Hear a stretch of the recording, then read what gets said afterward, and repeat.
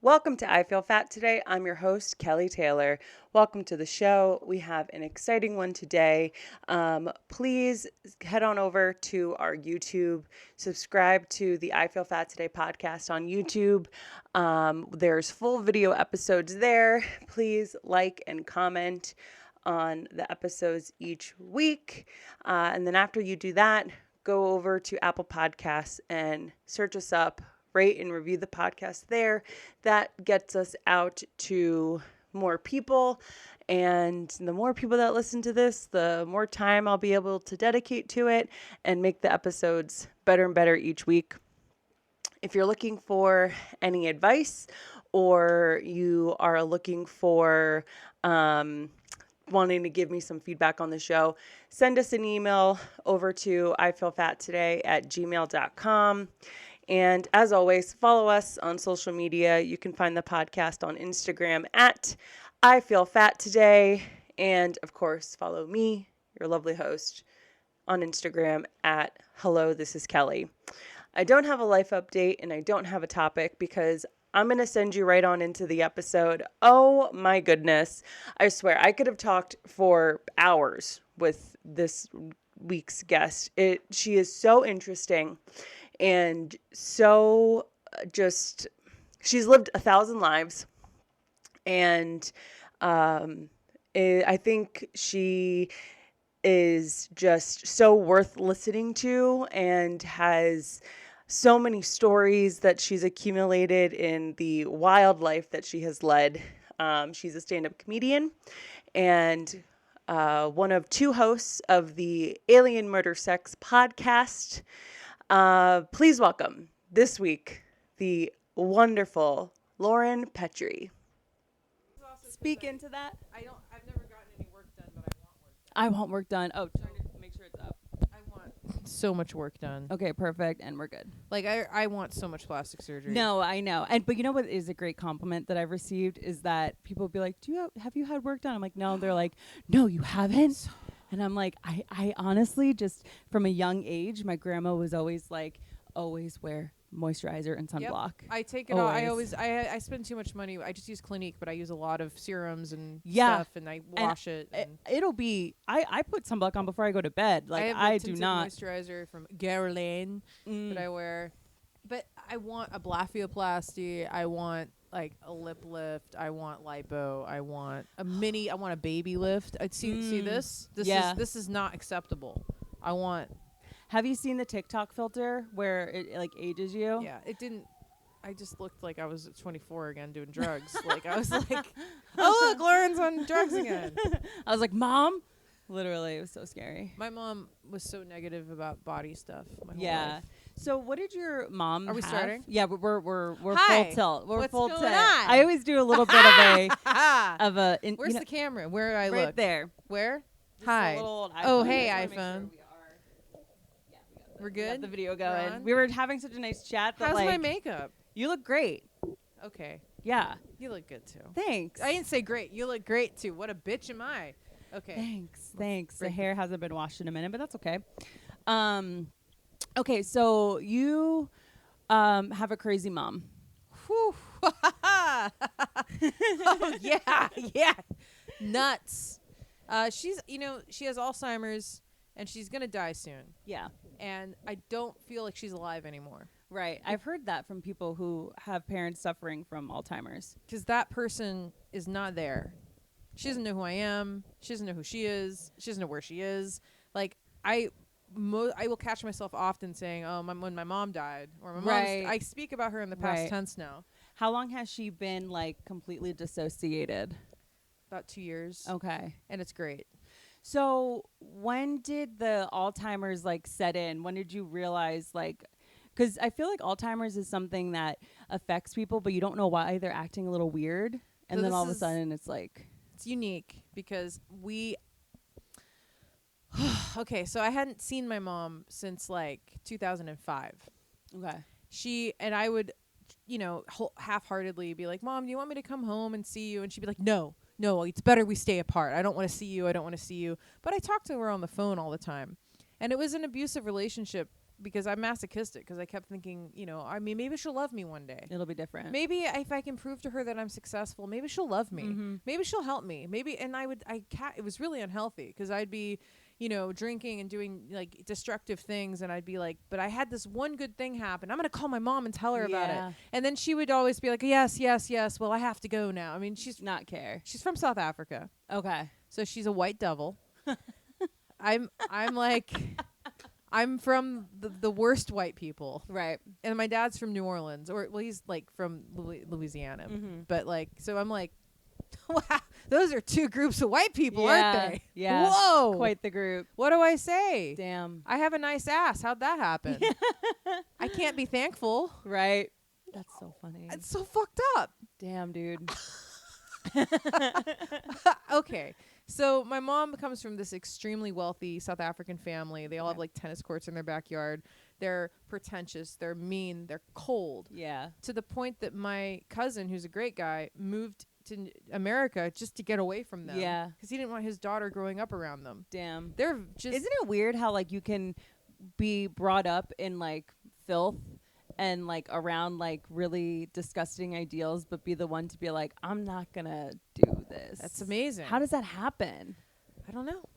It does though. I mean, it does. It happens it happens, you know, with all kinds of situations with people figuring out like, oh, my parents were alcoholics, I'm not gonna be, or, you know, or my parents were boring, I'm gonna be an alcoholic. You know? Yeah. No, literally, yeah. And man, there's just a lot to unpack. So like, she came to America. She was a nurse.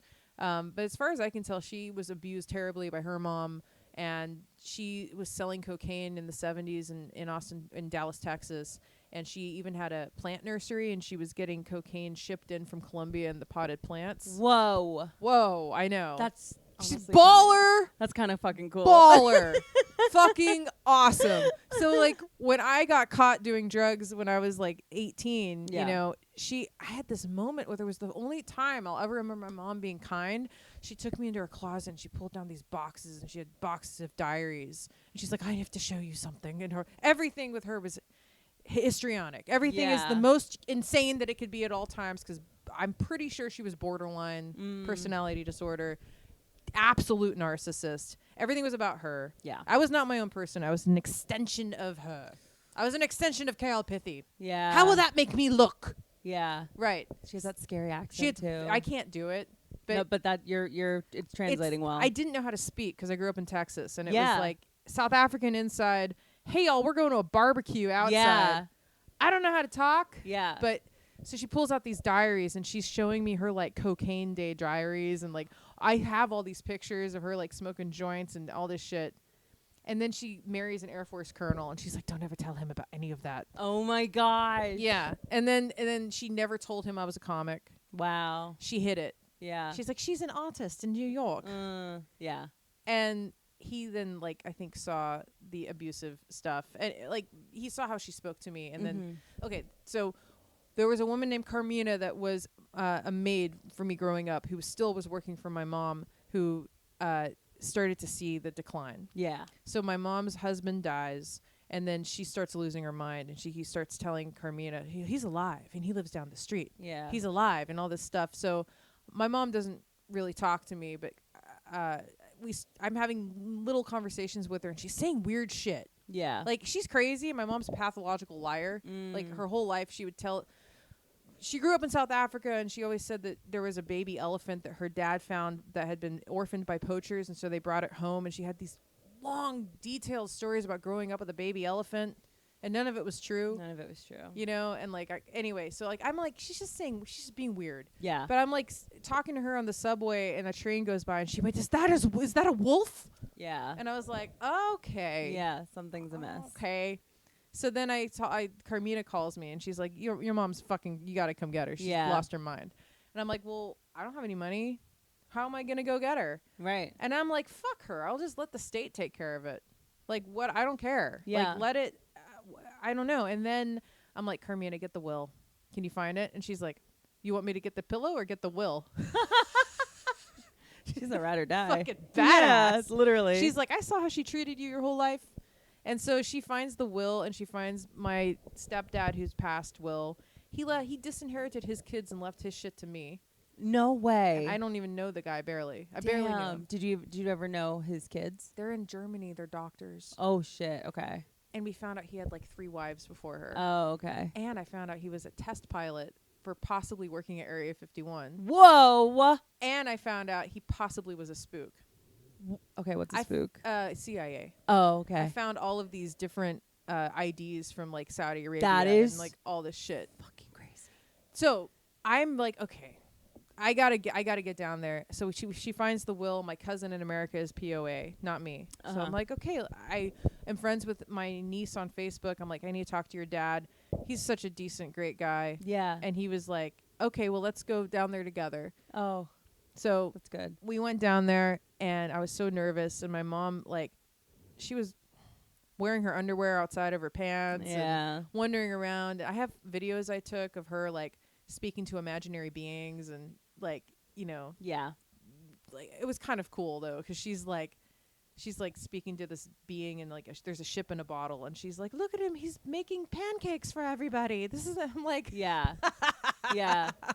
It's like Woo! seeing your abuser like in this really vulnerable it was a little state. cool. Yeah. I'd be like, hey mom, what's Lauren doing? Yeah. She's like, she has 3 children and works in technology. She gets what she always wanted. Yeah. What, she's happy. Yeah. Whatever. Living in that world. It's fine. It was so That's literally her reality. It was cathartic. I went and did a show at the Creek in the Cave, and then I drove her car back to my house where she used to abuse me. Yeah. And she was like muttering to herself in the corner after I just had like an awesome show. Yeah. And I was like, this feels like I came. Yeah, literally. This is good.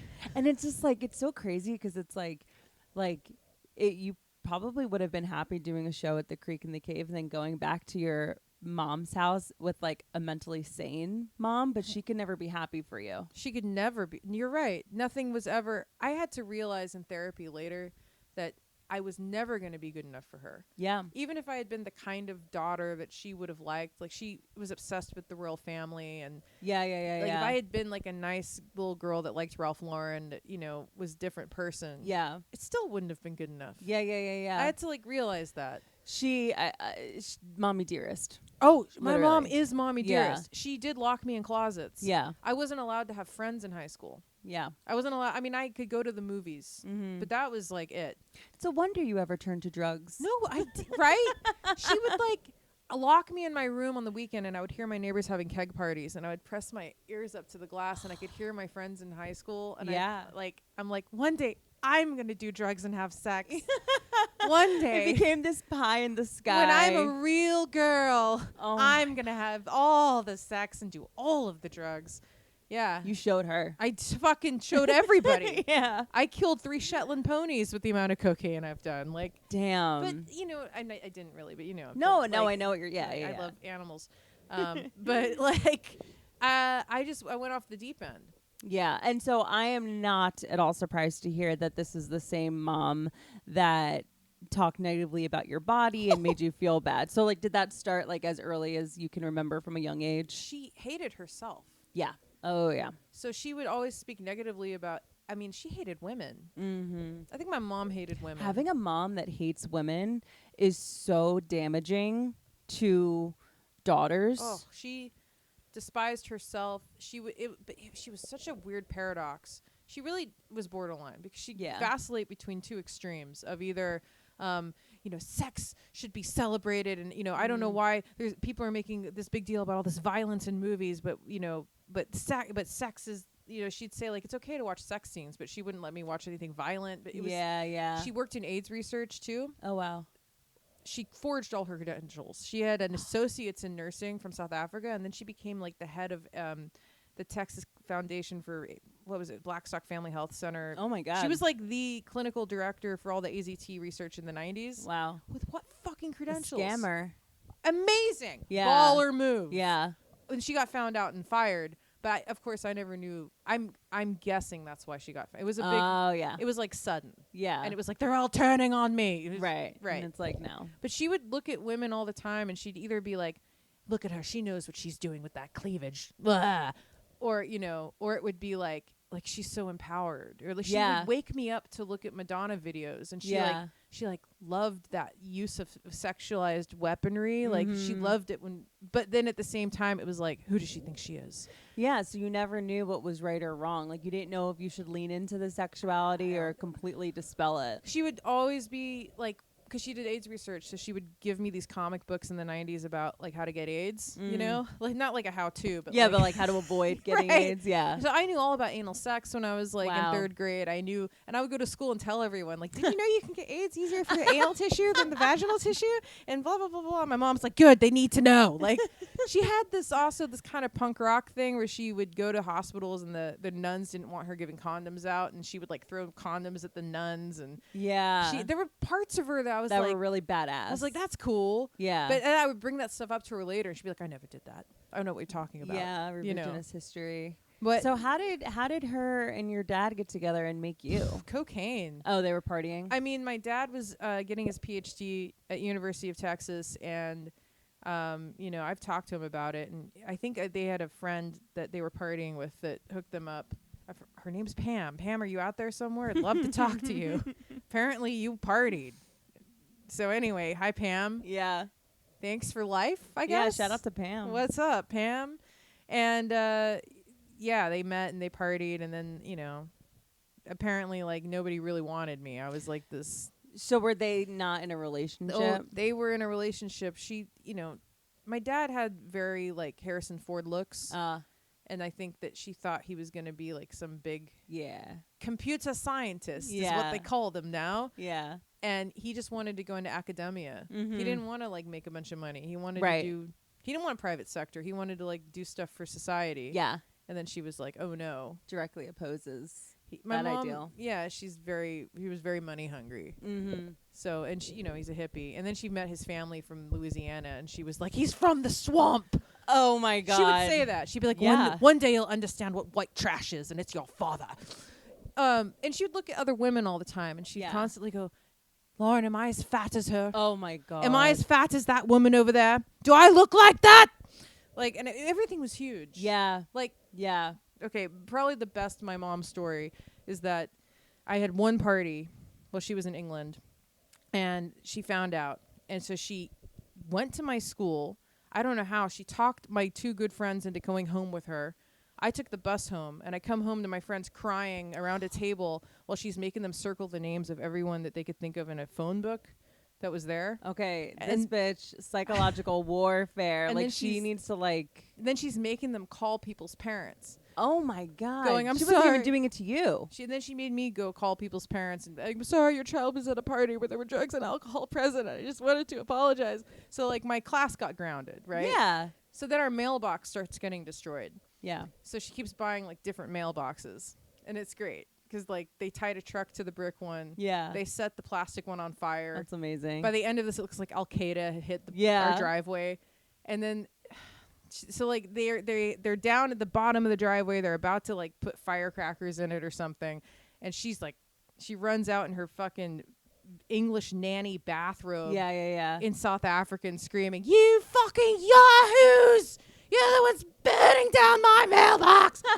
You know, and I'm Yeah. just like, I don't know her. Like, yeah, like this. Like, did any of the kids in your class in high school like have like sympathy for the fact that you were clearly dealing with a crazy person?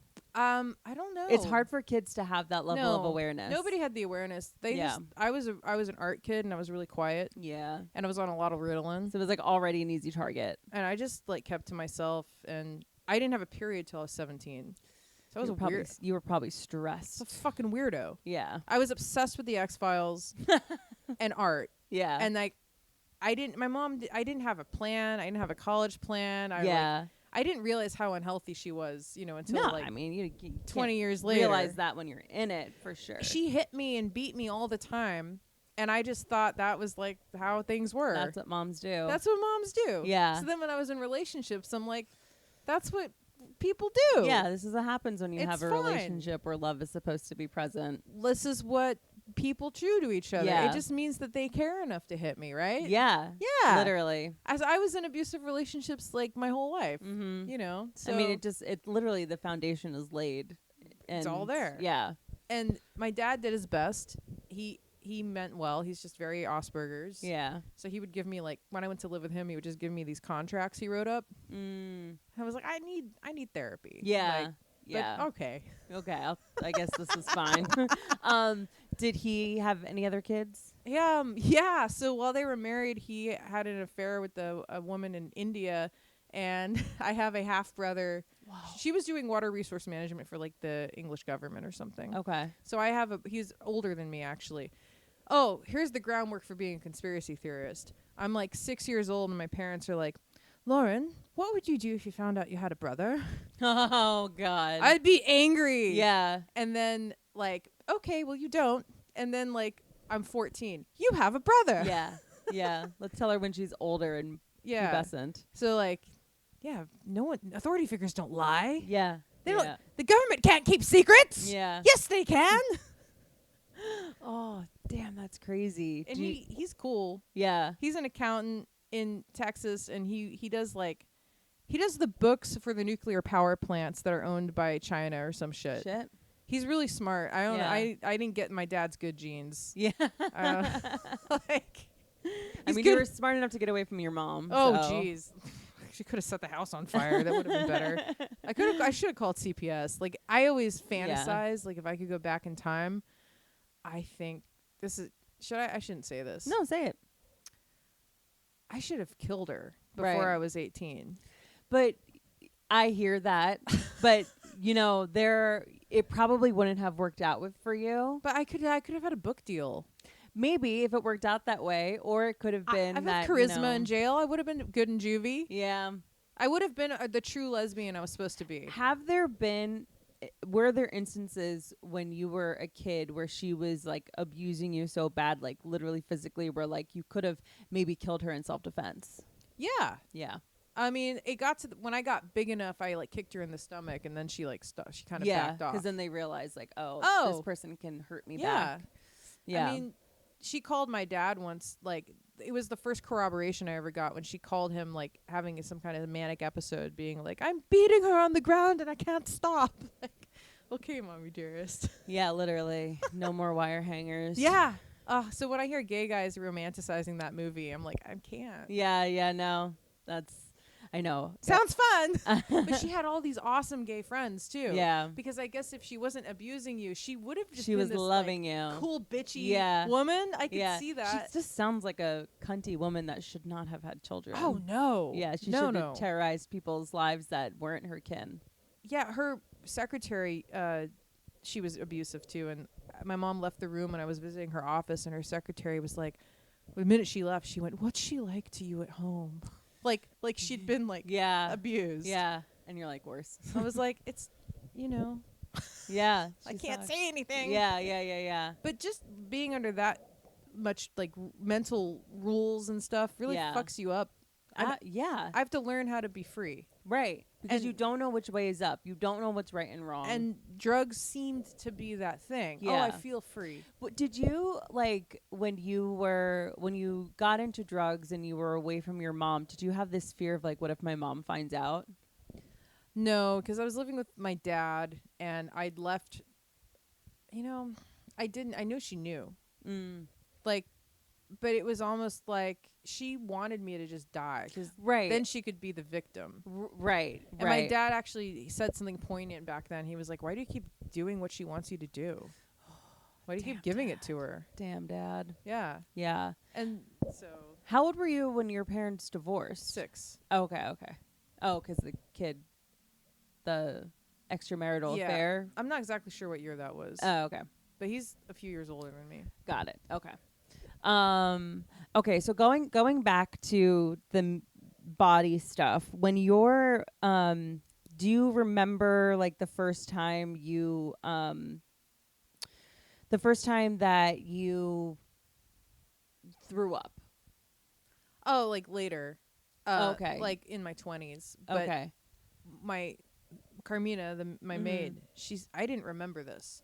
And she was like, Lauren, do you remember I was at your house cleaning and my daughter brought a sandwich and you begged her for some sandwich? And she said, why, Lauren? Do you have food? And she went and opened the fridge, and all my mom had left me was celery and tuna. Yeah. Because that's all I was allowed. Yeah. And I was very painfully skinny. Yeah. And I was acting. I had an agent and I was doing like TV movies and stuff. Oh, really? Right. When you were a kid? Yeah, I was 14. I did a Oh. really corny TV movie called Hope with Goldie Hawn, and Oh, shit. I was the villain, and I said the N-word on cable. Whoa! It's a civil rights movie starring Jenna Malone. Damn. Yeah. So I had casting agents being like, you need to lose 15 pounds. Yeah. So all fronts, all ends. Yeah. It's the 90s. Oh, and yeah. You're fat. I'm fat. Yeah, dude. Yeah, and it never. I remember at one point, like, even when I was on drugs, my mom came to visit me once in California, and she was like, you know, honey, people just treat you better when you're skinny. This is for I you. mean, she's not wrong. No, I mean, I know. But she was like absolutely, completely on point. yeah, one time. you make more money, everything. Yeah. You Yeah. get booked more. That's okay. That's crazy. I didn't know you did child acting. Yeah. Any commercials?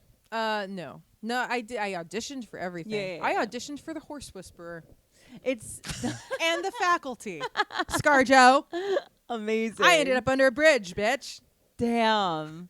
So, okay, so your mom didn't even give you food to eat if you wanted it. So Well, yeah, it was just so literally I started eating everything in like secret.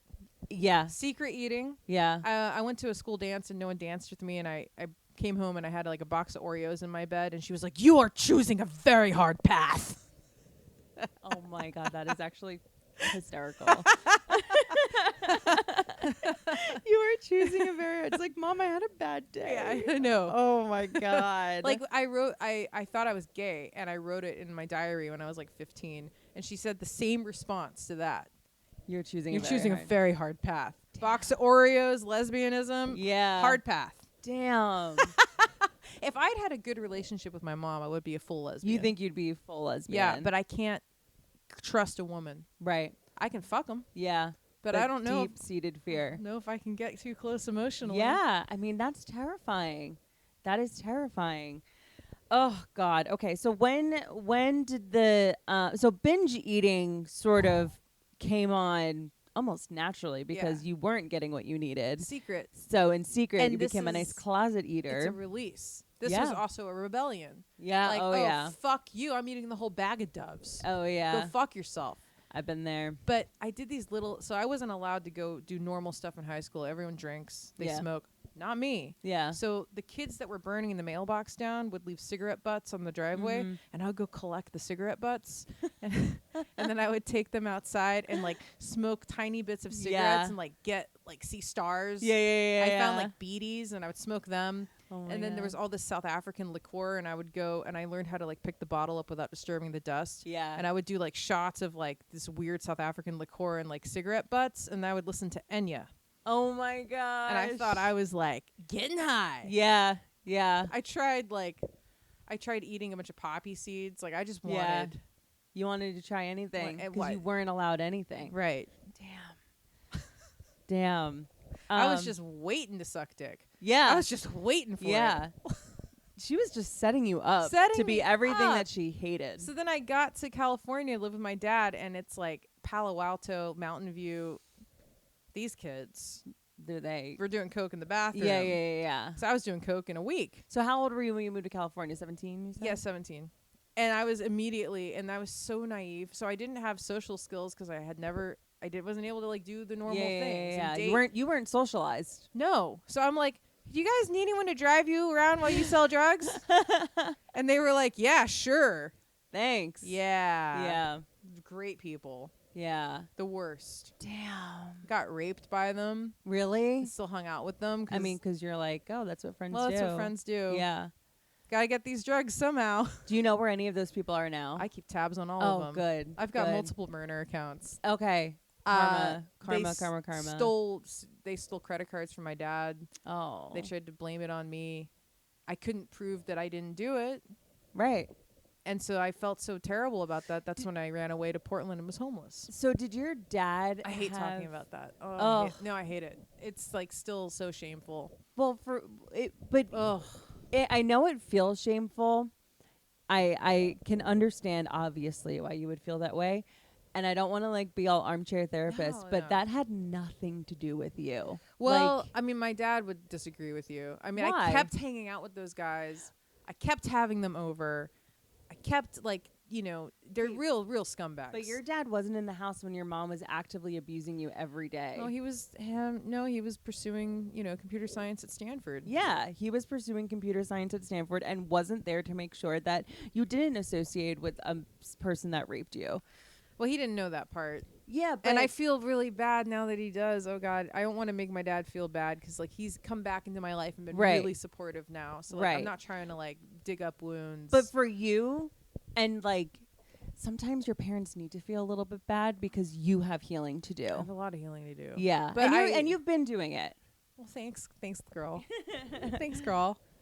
But yeah, then I was homeless in Portland, and that was a whole trip. Okay, so 17, you moved to California. Did you graduate high school in California? Yeah, barely. Barely in California. My mom actually did something good. I wasn't going to graduate. She got you through. She called she and scammed your way. She yelled at somebody. Yeah. And they were just like, get this lady out of my fucking life. Like, pass this kid. Literally the fucking least she could do. She Karen'd me in the graduation. Yeah. And she probably feels like you owe her your life for that. Well, I can't, every day I walk to work and I look at my watch and I'm like, let go. Like, yeah. I'm going to get there's something for me when she dies. Yeah. And then I can like live my life. Yeah. The release. Right. Okay. So if it's getting dark. Yeah. And it's going to get darker. It's so good. God, your life is so interesting. Okay, so interesting. So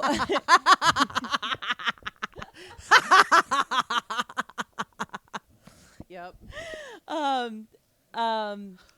Okay, so we go from California, we go to Portland, Oregon. On a Greyhound in the middle of the night like a Bob Seger song. So literally just like cut and run. Like, the cops show up and they're like, this credit card has been used like this, and these are the guys that did it. And I was like, oh. Yeah. Like, I didn't know they'd done it. Right. And then they started acting like I knew. Oh, like you were in on it. And I was like, no. Yeah. And then what's my dad going to think? Mm-hmm. So I just got on a Greyhound with this fucking idiot. Yeah. And I don't know why he picked Portland, but I was like in shock and I just went. Right. And it was like a movie because I got off the bus and it was like you could hear hippie drums in the distance. Yeah. It's like, this is like, take me down to Paradise City where the grass is green and the girls all pretty. You're painting the picture. Won't you please take me? And I find this hill by a riverfront full of hippies. This is before weed was legal. Smoking like joints in broad daylight. Yeah. And I'm still love drugs. And I'm like, what side of heaven have I stumbled upon? Yeah. Where?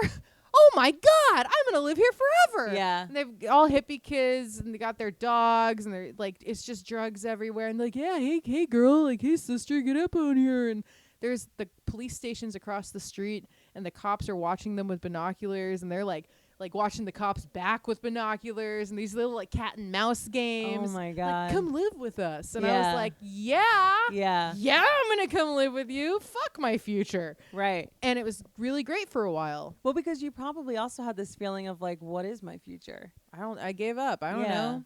And they were like, I mean, it was like this weird street family of hippies. And it was, there was a dark underbelly that I found later. Yeah. But yeah. Right? And it starts out fun and cool. Right. So you get there, you get off the bus, you see this commune really of people. Yeah. And is it like, okay, like get in, like here's our tent, like what does that look like? So there's a shelter for kids under 21. It's called the Greenhouse, and so we would go there and like shower and stuff. And then during the day, it was just like do drugs. Yeah, hang out. There were you could sign up and get acupuncture, free birth control, dude. And then when I started shooting up, there was like all these fancy bakeries that would donate to the needle exchange places, and there would be like this just like croissants and. We would complain. We'd be in line for our needles and be like, it's not as good as yesterday, is it? Oh, my God. Know. Yeah. There was always... I got so fat being homeless in Portland. Wow. I was the fattest little, like, drug addict. Like, fattest little... You're like, I got all the croissants that I want. My mom's not here to tell me yes! I can't have them. Yes! It was everything! Yeah. I'm doing it all! Yeah. I'm living my life. And then I started, it was like, but to be a real street kid, you don't go to the shelter. You want to be tough?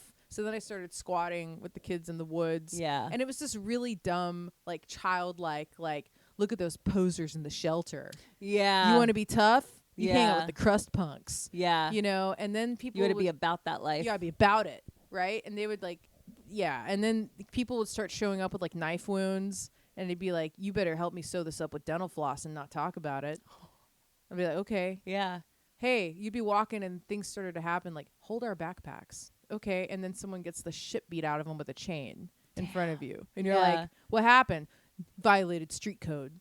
Damn. What street code? You'll learn later. You'll find It was out. like everything was this big like game secret Yeah. bullshit prison rules. Yeah. And I was very quiet when I was homeless because I like dated the guys that were like it was like Never Land. Right. It was the Lost Boys but with like meth and drugs and But like real world, Real Never world. Neverland. yeah, like people got killed. Yeah. There was a girl that got burned alive under the bridge one night after getting gang raped. Like just because she was the victim of that crime, or like was she? There's a book written about it called All God's Children that mentions all these people that I knew when I was homeless. Whoa. Yeah. We went to Bagby Hot Springs that night in a stolen car. And I think somebody knew it was going to go down because they're like, you got to go with us tonight. Shit. Yeah. But yeah. And then like we ended up, the kids that did that crime had stayed with friends of ours outside of town, and we didn't want them to be connected to it. And then we went and like burned all their shit they'd left at that. It was super fucking crazy. Yeah. But I was like so high all the time and Yeah. infatuated with like, you know, charismatic losers. Yeah. Yeah. Oh yeah. This kid, his street, we all had, I didn't have street name, but everyone had street names. And it was stupid because like these are people that killed people. Right. And their street name would be like Muffin. Right. Yeah, because he robbed a Hostess truck once. Yeah. But he's killed people. But he's But that's Muffin.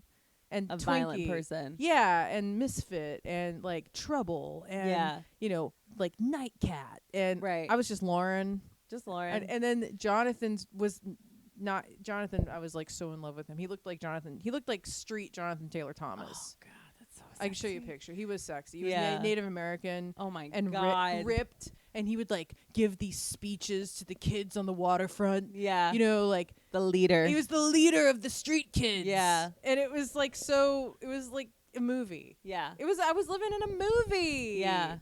Yeah. That was Portland, and I get this is the 2002. Yeah, the early aughts are my favorite time in history. It was not my favorite time in history. Well, okay, not having to live through this, obviously, it's like you like need to write a book. The pop a culture screenplay. back then, like I'm glad I missed it. I'm glad I was living on the street Yeah. because I'd see glimpses of it, Okay. and I was like, ew. I'm so glad I'm hanging out with like bikers and killers because Yeah. like I don't care about Paris Hilton. So, okay, this question might come out of left field, but given the fact that you were pretty much like being a homeless person, where were you when 9/11 happened? Oh, well, that was right before. Oh, I was okay. homeless. I thought you would have like a But cool story. I do. Yeah. We were at a rave all night selling drugs, and we'd come back to my dad's apartment. My dad wasn't there. Yeah. And I'm coming down off of a lot of mushrooms and ecstasy,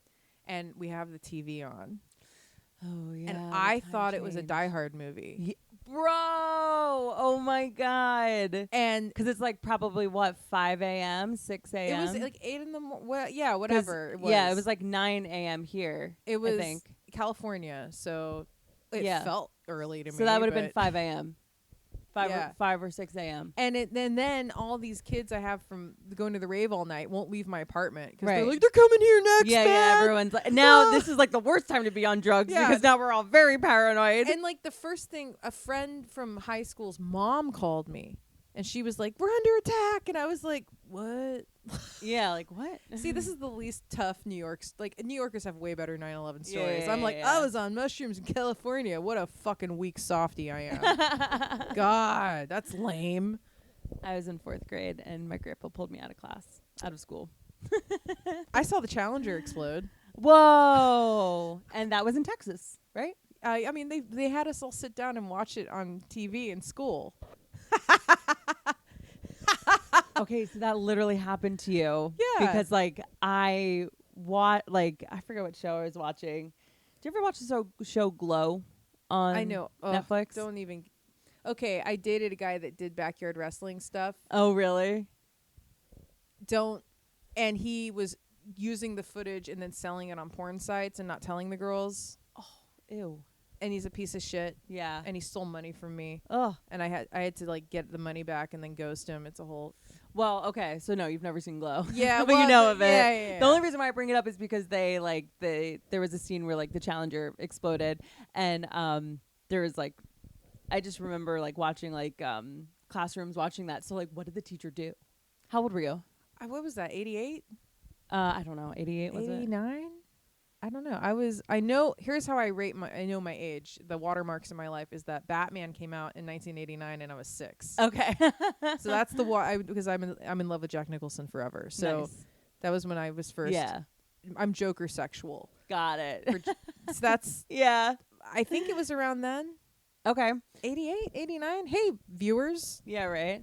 Wait, we have Google. Yeah, Google it. Challenger explosion. Let's see. Did the teacher just like wheel the... I don't even remember what the teacher's reaction was. I remember though, like seeing that. 1986. So 4, 5, 6. Oh, yeah. This is why I remember seeing it, but no, I was like, because you were 3. Yeah, you were a child. So I probably saw repeats of it. Yeah. Like on the news a lot. Right. So I wasn't even in. I was like in kindergarten. Okay. Yeah. 3? So you don't have like a... That's why I didn't remember Yeah. the reaction. I just remember like seeing that growing up. But that is too like major. I mean, even though you were a child, like that is like a major trauma. There's Yeah. Yeah. You know what fucked me up more than that? There was a kid in South Africa that was playing on an escalator, and the escalator started, and he fell through the plates and got ground up alive in front of people. Ooh. And I was obsessed with that. Yeah. I wouldn't stop reading about it. Yeah. And visualizing it. Yeah. I was scared of everything. I'm growing up. visualizing it right now. How old were you when you heard that? Or do you remember like Probably elementary? like 8. 8. Yeah. That's Like- the age where like if you hear something like that. Forever. Yeah. And I used to lock all the windows 3 times. I was OCD. Everything scared me. Yeah. I couldn't watch Fievel Goes West because the waves in the beginning scared me. Yeah. I was such a scaredy cat. Yeah. I mean, I wonder why. I don't know. You had a mom who was that everything is the end. Yeah. Everything is terrifying. And if you do step out of line, then she Ooh. kidnaps kids from your high school and forces them to call people and Yes. call you out and like ruin your social life in that Yes. aspect. Like, it makes sense why everything is terrifying. Everything's extreme. Yeah. Like, I don't know why this sticks in my head. Like, she saw a girl wearing a spaghetti strap 90s dress, you know? And she's like, you know, thinking like she shouldn't be doing that. And she's like, well, I guess that's what little boys like. Little breasts rubbing up against them. Yeah. It's like, I'm so scared. get away from me. Yeah. Yeah. Oh, God. It's so damaging when like you teach your daughter to be disgusted by Women. and your own body. Mm-hmm. And you know, it's like, and like even like taking into account what other boys like, what Right. boys like. Yeah. Like, why am I even thinking But about she that? was a feminist. Right. And Right. Right? But it was like merely just being anti-man. Quote unquote. Yeah. Exactly. Yeah. And then I don't have a direct memory, but I'm fucking 95% sure I was molested by one of her friends. Okay. And that was never addressed. Yeah. But he was yelled at a lot in front of me. But it was Right. never like addressed. Right. So, okay. Directly. Again, I do not have the qualifications to be correlating this, but I'm going to say it. Like, so you think as a child she has a friend that maybe molested you, but then he's still around. Like, Well, he got told to fuck off. okay. He called the house at one point, and I was learning how to answer the phone. Yeah. And she was like, don't you ever call here again. Yeah, Mom." yeah, like, yeah. and then, oh, should I even talk about this?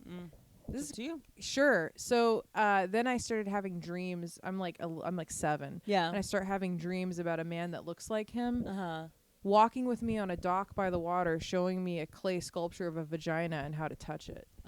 Oh. And you were a child having these dreams or an Yes, adult? I was like 7. Okay. Having those specific dreams. Yeah. Something happened. Something happened. Yeah. He was a state senator.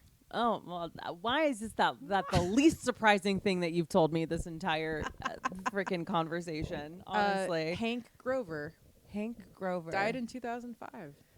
May he rest in hell.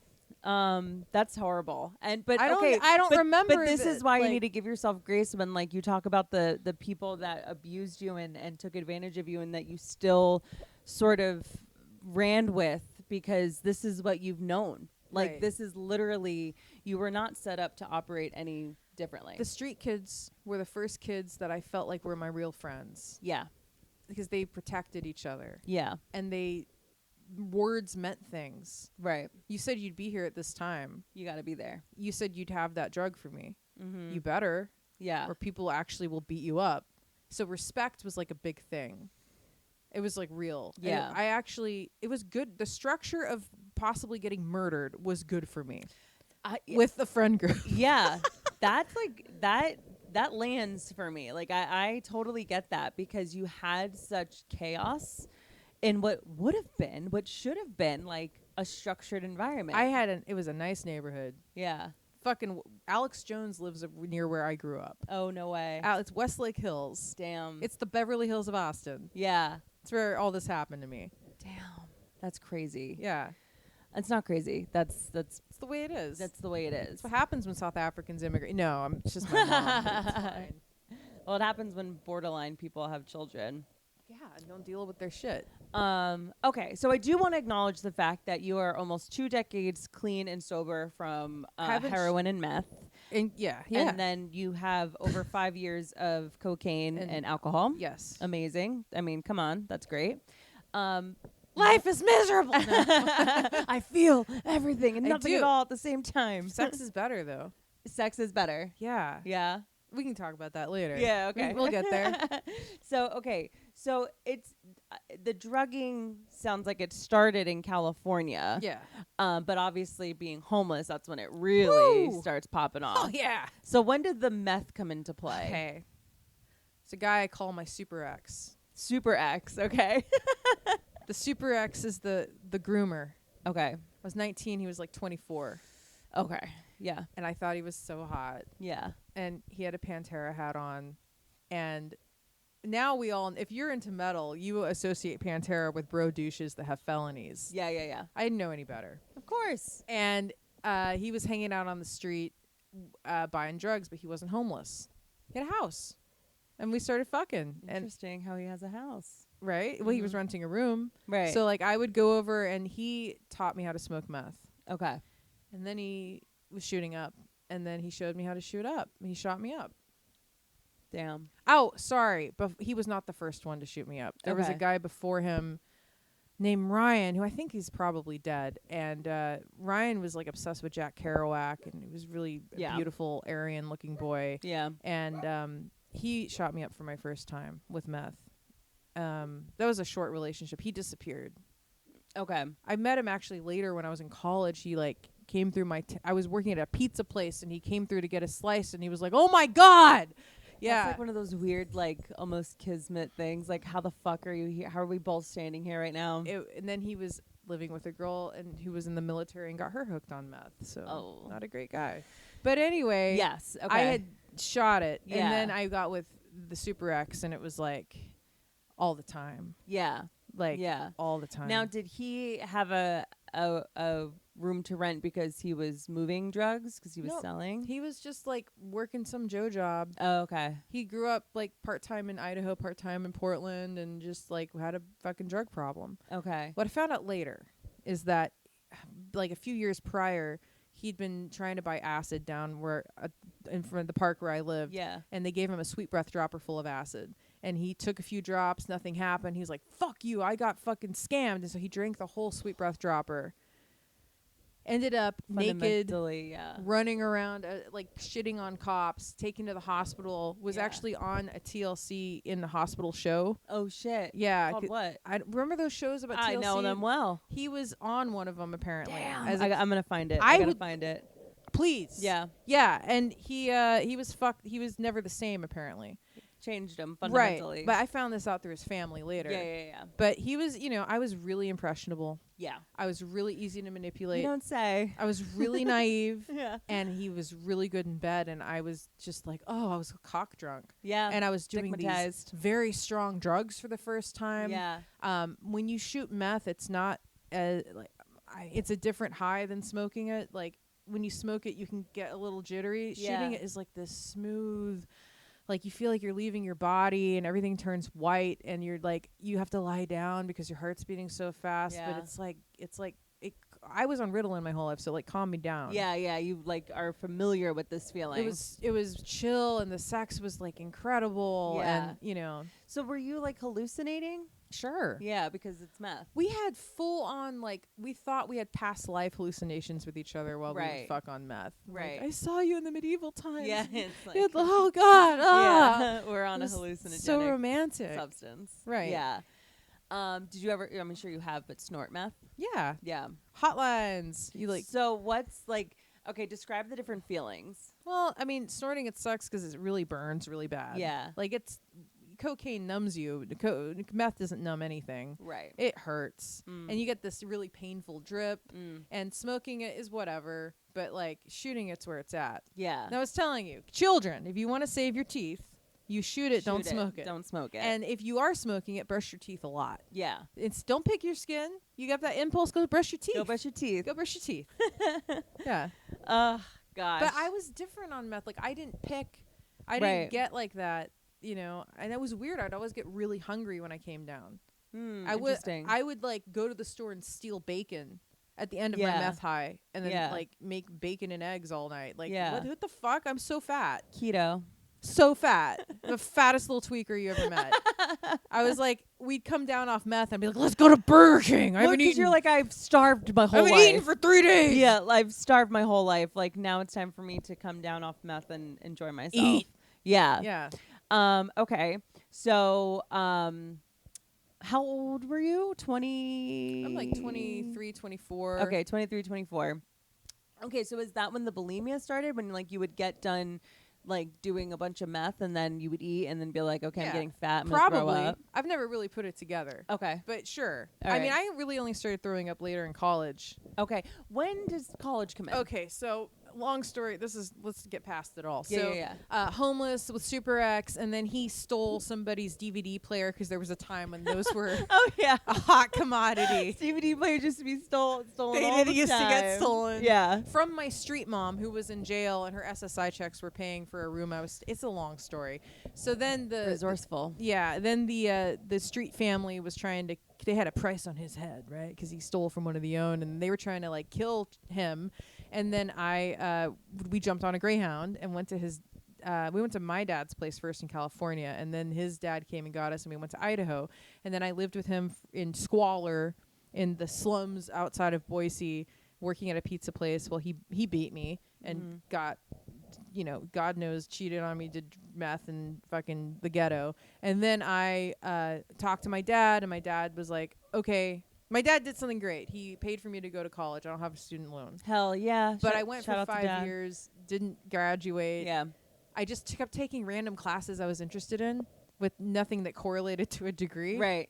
Yeah. Yeah. That's how you do that. I mean, okay, honestly, I know it's like, yeah, it all didn't sum up into this piece of paper. You really needed that socialization. It was good. Yeah. But then there was this indie record company ran by this scam artist there, this very charismatic guy from Turkey. What was it called? Sworn In Records. Sworn In Records. And I became their A&R rep for Boise, Idaho. Okay, that sounds like the coolest thing ever, honestly. And I got to like have a business card and go listen to all the bands play and like give them contracts. yeah. And But go on was the- it like bogus? Yeah. Yeah. And then he was like fucking me and fucking the PR director and like Yeah. playing my little naive soul. And Yeah. I was like going to college and I had like boyfriends and it was like, and I worked at this crazy pizza place till like 4 a.m. and there was some good stuff, you know. Yeah.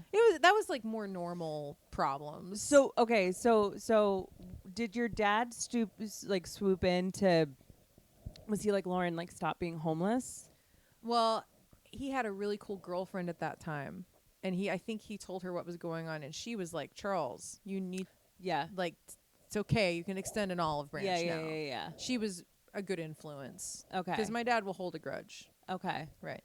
He wasn't holding a grudge against the right person. Well, we talk about that now. Like, Yeah. But he's so funny because I'll be like, oh, I can't believe you left me with her. He's like, well, I could, I didn't have to deal with her anymore. yeah. Like, Isn't yeah. it crazy, like, becoming an adult and being like, They're you just get people. distant. Yeah, you get distance from them, and you're like, okay.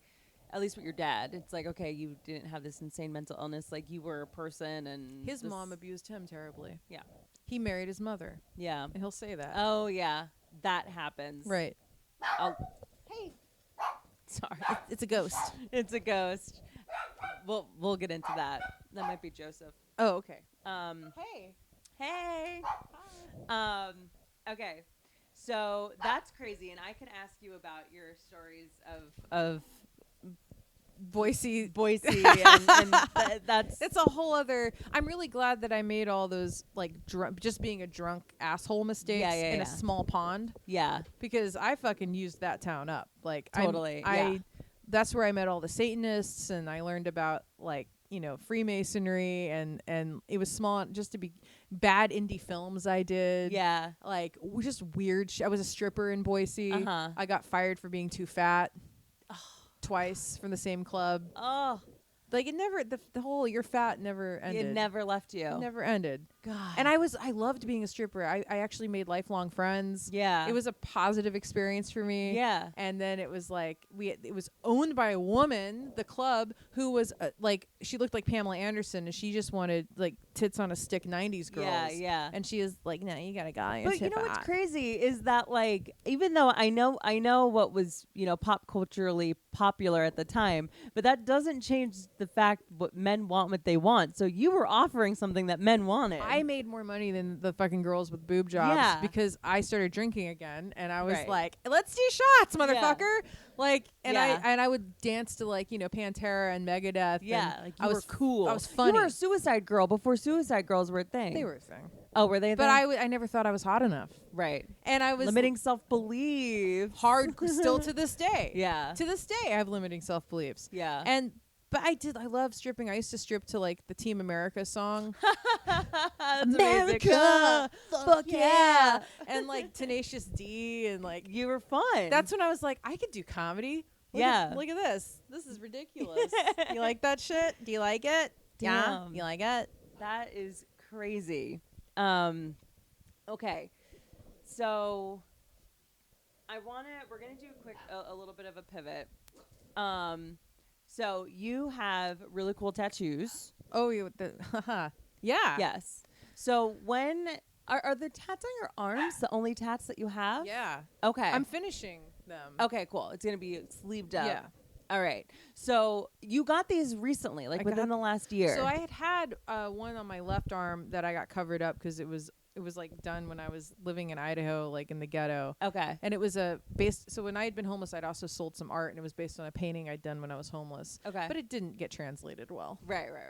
Yeah. So that was all I had. So there's a super famous artist named Paul Booth, Okay. super famous in the metal community. Like he's done all the tattoos for like Phil Anselmo, lead singer of Pantera, like the guys in like Cradle of Filth, like celebrity Yeah. clientele. And I was hanging out with my ex and my husband, and I was Cool. like, Cool "This vibe. what we do." And I was just like, man, I'd been working in the morgue, and I noticed that all these dead people had terrible tattoos, which correlates to the bad decisions that they've made. Absolutely. And I was like, yeah, there's just no good tattoo artists in New Yeah. York, apparently. yeah. Because all I see are shit tattoos and autopsies all day. And they're like, yeah, but Paul Booth's here. And I was like, oh, yeah, but he has like a 4-year waiting list. Right. He's never going to. And they're like, write him an email. Fine. So I'm like, I want demonic girls getting fucked and rolling their eyes back. Like demonic porn. And I was like, yeah, right. Did that like come to you in a dream, or were like this No. is something that you I wanted? thought about it for a long time. Okay. So like originally, like way back, I wanted a tattoo that looked like a sculpture of like baby cherubs on upside down crosses. Yeah. But I always wanted something sexual because I just feel that sexuality is demonized so much, and Yeah. it's power. Yeah. And I'm really into like Aleister Crowley, Thelema, sex magic stuff. And you don't have to use your orgasm just for carnal pleasure. You can use it to help with like manifesting goals and Hell changing how yeah. you think of the reality. Yeah. Your cum can be transformative, and it's so powerful. And I love how it upsets people because it's not like I got tattoos of like fucking a dead body or like Right. someone beheading a baby. It's like the most beautiful thing, right? Yeah. It's even straight sex. Right. And people are so offended by my demonic straight sex. Oh my God. On my arm. Yeah. And it's funny because, like, I'll have gay friends and they're like, why don't you get two girls fucking? Like, what? What is the straight pride? No one's happy with you. And then, like, I love families on the subway. But anyway, like, when people finally see what it is, you know? Yeah, when they realize, It's straight up dicks and pussies and demonic stuff on my arm, and I love it. And it's so cool. I'm gonna post photos, Sure. like a photo of it, like in this conversation. Yeah. Ding. and So people can get a full view of it. But it's like I have like little measly tattoos on my arm, and I remember the first time I got a tattoo on the back of my arm, it was like, and I come from like a conservative, like tattoos are of low IQ. my mom. Yeah. Same thing. Yeah. And I remember getting that, being like, everyone's gonna be so mad at me when I get this, but like I've never felt this is lame, but like never felt more me. Like I Yeah. felt like No, yeah, when she got Alzheimer's, I did this. because it was like, okay, was finally I'm free. I am free to do it. I'm But free. you're a grown ass woman. Like you're an adult. I never felt like I could. Yeah. Also, 2016, 2017, I was on a lot of Klonopin. I was overprescribed, and Oh, okay. that changed me. I was a different person on Klonopin. Yeah. I was hanging out with, I was into the retro scene, and I was hanging out with an abuser, and he was like very stylishly conservative, and I was like wearing Ralph Lauren and shit. Yeah. I was living my Lana Del Rey side girl dream. Damn. I can't picture it. I'll show you pictures. Yeah. I still love Lana Del Rey. Yeah. But I was just doing, I was the woman, I was the side piece baby. Yeah. In the Art Deco apartment. Right. yeah. And now I'm like, oh, I got sober. Yeah. I'm the opposite. Most people are crazy with their tattoos when they're on drugs. They're on drugs. And then they get sober and they're like, I like nice things. Right. I was all fucked up on Klonopin, like, Yeah. like I want a glamorous life. And then I got sober and I was like, fuck that shit. Yeah. I'm getting dicks on my arm. Yeah. Because sobriety. The glamorous life is kind of why I'm on Klonopin right now, because I Yeah. need to disassociate This or to is be real. here. Yeah. It's visceral. It's transgressive. The best interaction was this old lady in the airport that looked at me and she went, oh, I like your tattoos. And then she looked again and she went, oh, no, I don't. Oh my god. Because like at first she's probably thinking like Oh, an that's angel, nice art. an angel. What is that? Yeah. It's No, like, it's demons fucking. demons fucking. Yeah. I'm forever like the 16-year-old that I didn't get to be. Yeah. Forever now. Totally. Like, Yeah.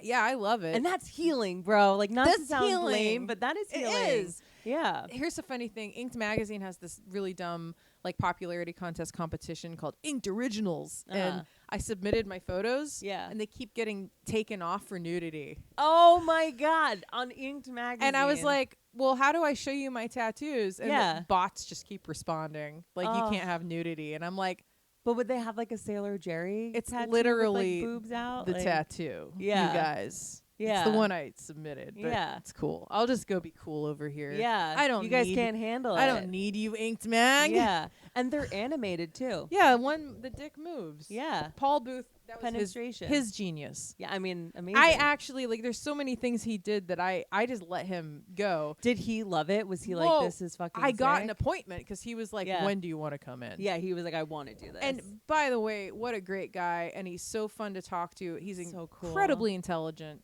Ugh. We just talked for like 4 hours the first session before we started working, because I think part of him wanted to make sure I was in my right mind. Yeah, of sound, mind, and body. You're like, I am sober. And we just hung out and talked about like everything from aliens to like spirituality to the culture and I've hung out with him since in different social settings. Like, he's just a fucking cool person to Damn, talk. dude. He's a really smart guy. Yeah, And he's that's awesome. fucking funny. That guy's funny. Yeah. Like, he's as funny as any of the good comics that you hang with. Oh man, He's got it. that's awesome. Yeah, he's got talented. he's got the timing and the wit. Yeah. I mean, How long did those take? It was like 2 6-hour sessions for both. Not bad. So like 12, 13 hours. Yeah.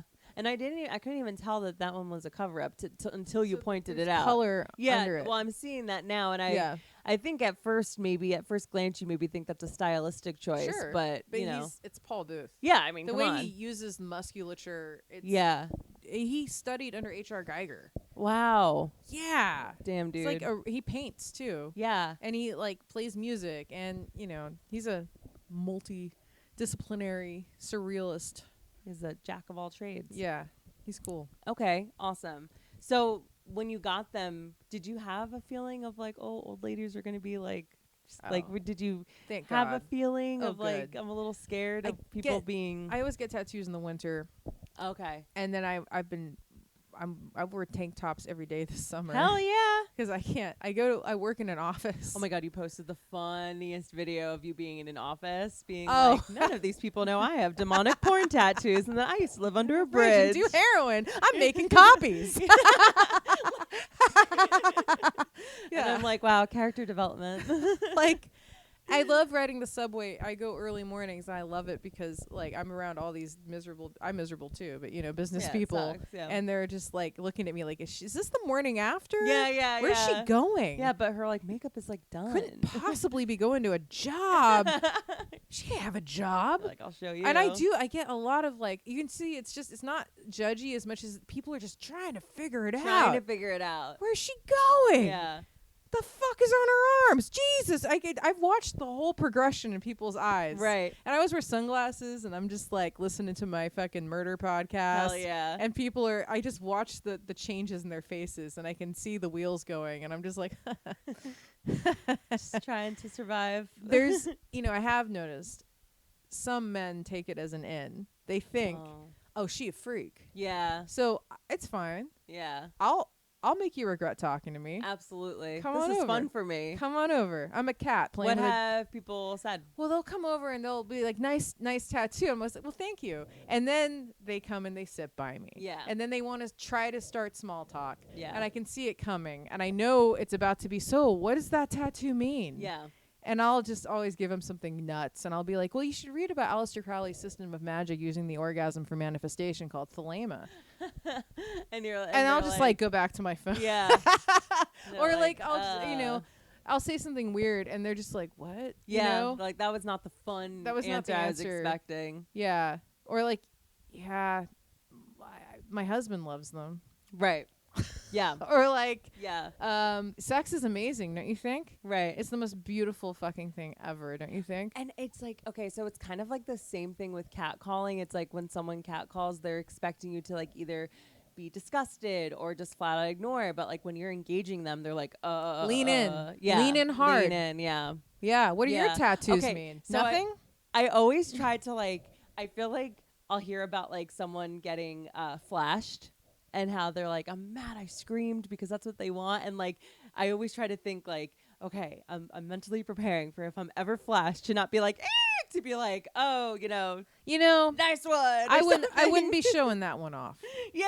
Like I Like, come up with something witty, You know? can do better. Totally. Like I don't want to be flashed, but like I fantasize having the ability to not like To think on your feet. recoil in fear and Have to you like had- think on my feet. Have you had the guys jerk off while Oh, looking at yeah. you? So Oh, you- yeah. You do the thing, right? Don't all the smart girls do this thing where you just look back at them and you go, do it harder, daddy. I don't have that Harder. ability. I want to be that girl. Like that sounds awesome. It's fun. But I'm like, And they usually get up and they walk away. obviously, because that's horrific. I want you to do it faster. Yeah. You're not doing it Okay, right. I'm gonna. You have to give them pointers. Yeah, And if you have that to be like, happens, I don't like the way you're doing it. maybe they'll like Venmo me $5 or something. They don't have Venmo. These guys don't have Venmo. I keep telling all the homeless people, this is fucked up because I was homeless and I used to beg for money. Yeah. And now I'm so judgmental of other homeless people. Really? I'm like, you're not doing this right. You have no personality. Okay, so did you like? Okay, because I have like been outside of Penn Station and someone being like, I just need like. I go through Penn Station every $13. day. Yeah. And I am such a bitch. Yeah. Because when I did it, I was fun. Yeah. I used to do like, hey, can you spare some change for some crack? Honestly, and then they tell would me be what like, you're gonna do with it, and I'm happier to give it to you. and then people would laugh. Yeah. And they give me money. These guys are, it's like when I was stripping. If you go up to a group of guys and you're like, I have to pay my electricity bill. Yeah. They're like, You got to be like, hey, let's drink. yeah. Homeless people don't need homes. They need sales training. Right. I mean, You need It's you so fucking like terrible. survival 101. I mean, look, if I had a lot of money, I would give to charities to help homeless people. Yeah. But seriously, they're not asking right. I Okay. need to teach a class. I remember what I actually wanted to ask you when we first got into our conversation, because you utilized like the safe access to needles. What are your feelings on it? Do you support it? Yeah, give it to Okay. everybody. Yeah. Like harm people. It's like harm reduction. prostitution. That's the word. People are gonna do it anyway. People are going to do it. People are gonna do it. Do you want everyone to have abscesses and Right. AIDS and fucking? Because if you didn't have access to the harm reduction, I would have AIDS. you literally would I be would have- doing dirty needles. I would have hepatitis. Yeah. There were times That's when so scary. I was shooting up, like, having a shoot up party yeah. overnight, and the guys would be like, "We're just gonna boil these and reuse them." Yeah. And I was like, "It doesn't work like yeah. that." No. Thank God for my mom's AIDS education. I knew that wouldn't work. Okay. I'm more and more starting to like as I'm getting older, being like, free will doesn't exist, and like You think it's all planned? dude, literally, My plan that- hurts. My plan hurts that- a lot. That even though your plan has been pretty shitty, that to me is like, why the fuck would you ever have the knowledge about AIDS that you would need as a homeless person in your early 20s? I mean, when I was in 3rd grade, I knew all about anal tissue and AIDS. Because if I HIV rules for cleaning. like, I don't know if knew- I wouldn't be smart enough even now. Not that I'd be in a situation where I'm shooting up. I mean, Right. and anybody could be You in a never weird. know. You never know. Literally tomorrow, everything can No. change. But like, do I it. don't. I would probably think like, boil it. It's fine. But Well, thank God And you it knew. was guys that were manipulating me too. Right. That I was like in love with. Yeah. And I was still able to go, no, You don't still work. had the forethought to be Doesn't- like, no. I'd be like, you know what? I'm just gonna snort it tonight because that doesn't work. yeah. Okay. Yeah. I mean, my mom introduced me to all these AIDS patients in the 90s that died. Yeah. I mean, Yeah. AIDS was It was real. real. Yeah. You couldn't just take a pill. Did you have flashbacks from COVID because of the way people were acting? Huh. I hadn't thought about that. I never put that together. I was only able to put it together because I watched Dallas Buyers Club, and I feel like they did a pretty good They did a great depiction job. of what the AIDS crisis was like. There was a hospice house called Christopher House that had a big grand opening, and my mom was a big part of that, getting set up in Austin in the 90s, and all these patients that she'd been working with on AZT trials, and like I met all these guys, and some of them were like famous art designers. Joe and Mark, they're both passed now, but they were like these they owned like furniture and glass blowing, like art, really high end shit. Yeah. And they gave my mom a bunch of beautiful things for her house, and like she had all these fancy gay friends that she was helping them get drugs, Oh, okay. like legal. yeah, like AZ. Yeah. And like I remember some of them dying, and that sucked, but COVID was totally different. Okay. I was, these were my, Yeah. it was different. Like I didn't know, I didn't have deep connections to them. Right. And it was always set up like they have AIDS, honey. So Yeah. don't get too attached. Yeah. Oh, that's so great. And like now, AIDS is just something. It's this thing. It's like having herpes, yeah, right? literally, it's like having herpes. Holy shit. It's so crazy to think about that. Well, Reagan, yeah. he wanted it to happen. Yeah. Great guy. I grew up in a family where Reagan was The god. the god of all gods, so I had a lot of unlearning to do. Okay, well, great. Love your tattoos. They're very sick, and now I like to know that I like that I have the backstory. Yeah. Okay, so we're gonna pivot a little bit. Now you have a podcast called Alien Murder Sex Podcast. Yes. Alien murder sex. podcast, and it has been. I said a big month, but it's kind of been like within a month. Oh my god. A lot of things have happened that are very relevant Okay. to Alien Murder Sex Podcast. So I'd like to think that I've created these waves in the universe. yeah, you've Okay. brought it into the conversation, into the zeitgeist. We have time, right? Yeah, I'm chilling. You're not bored. No, I am Okay. very good. How much time have we been doing? No. I just want to. Cool. Let's keep it going. Okay, sigil magic. Oh, I know. Yes. You know. Yes. Okay. I did a bunch of sigils last year about the show. Oh, that's so cool. Well, nothing. I mean, all that's happened is we caught a serial killer and aliens are fucking real. Yeah. That's all that's happened. Yeah, dude. That's it. That's so cool. So when I reconnected with my father, so my mom convinced me not to speak to my father for a few years when I was like 10, because she was like, he hid your brother from you. You can't trust him. So then I just cut contact, but then I like missed my dad. So I wanted to talk to him. So the way that my dad reconnected with me is I was obsessed with aliens, and he would take me out to the outskirts of Area 51 in the 90s, and we would go camping and look for UFOs together. And that was how we reconnected. That's awesome. So it's always this father bonding thing with me. Yeah. That, you know, we actually got tours, like the guys that lived in Rachel, the small town outside of Area 51, before it was like a thing. They showed us where the motion sensors were, and we'd go kick them. And then the guards would come out in their Grand Jeep Cherokees, and I made cookies shaped like alien heads. Oh my God. I offered them to the guards, and they're like, "You crossed that line, you're going to jail, little girl."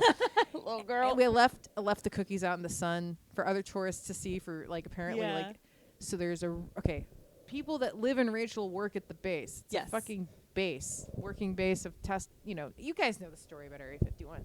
It was told to me by somebody that lived in Rachel that told my dad that Area 51 has their own like CCTV stuff, and they have their own little like recap of news. It's like a city. And apparently me giving the guards cookies ended up on Area 51 CCTV. Oh my gosh. I don't know if it's true, but Yeah. I wish I could use that as a credit. Well, we can use. I'm gonna choose to live in the reality where that happened. existed. Yeah. And today, in our wholesome news, I love that. That's crazy so awesome. geek girl. Yeah. But you know they couldn't. Obviously, they couldn't take them because like, what if I poisoned them? Yeah, of course. But we got buzzed by a black helicopter after that, right? Oh my god. So in my little X-Files mind, I'm like, I'm getting close to the truth. Yeah. Like, yeah. You know, they're just testing, you know, stuff that's made from UFOs. That's all. I've been saying it for years. Everyone else had pictures of like, you know, Leonardo DiCaprio on the inside of their lockers, and I had pictures of aliens, but the government is lying in ransom like print. Yeah. And I felt so vindicated. God, you were so ahead of your time. So fucking ahead of my time. So ahead of your David time. Grush is a hero. And that needs to be a shirt. That motherfucker. Google it. David Grush. Google MK Ultra while you're at it too. Like live in reality. Yeah. Oh my god. Don't get me started on Project Mockingbird. So he finally. Here's the other thing. They're allowing the whistleblowers to come forward. Like. They must benefit them if they're allowing What it. does it say? Like, do you think David Grush should fear for his safety? He does. Yeah. That was part of the testimony. Yeah. And it's amazing to see Congress be so wholesome with each other. They're Right. not the left and the right getting along over UFOs. Yeah. It's like I was like, what timeline am I in? This is amazing. Yeah. And also nobody cares. And like, isn't that the point of aliens, to like have us all get along? Reagan said, what if there was some like alien threat? Yep. Like, look, there's 5 different races or so that we've been in contact with, and there's some that are definitely don't have our best interest. If you want to listen to what alien abductees have been saying for years, past Whitley Strieber. If you want to, Dr. David Jacobson, the genetic. Anyway, I sound nuts. My podcast is called Alien Murder Sex, and what we do is true crime. We find like true crime we're interested in, true crime that is funny, fucked up shit. Me and my co-host, her name's Adrienne Cuss. She's my hairdresser, and she's lead singer of the band Bedpan Fight. And we just talk shit. Yeah. And then we do some paranormal stuff, some alien stuff, and then at the end we always watch porn and we review it. Oh, fun. So we'll watch like a minute of bad porn and then talk shit about it. Okay, cool. Yeah, That's awesome. That's the so fun. podcast. Well, okay, the alien thing, you said there's these different species, and there's So I'm sure everyone's heard of the Anunnaki. You've heard of the reptilians. Yes. You've heard of the tall whites. You've heard of the Nordics. You've heard of the Greys. Yeah. I mean, so okay, here's my thing with aliens. I think it's cool. I'm all about it. The dark forest theory kind of scares me. Are you familiar with that? I probably would. Okay, so I think it's called dark forest theory. It's when you discover something that wasn't supposed to be discovered, and then it let's say we discover an alien that wants to blow us up, but if we hadn't discovered them, then they would have left us alone. Oh, we're so past that. Yeah.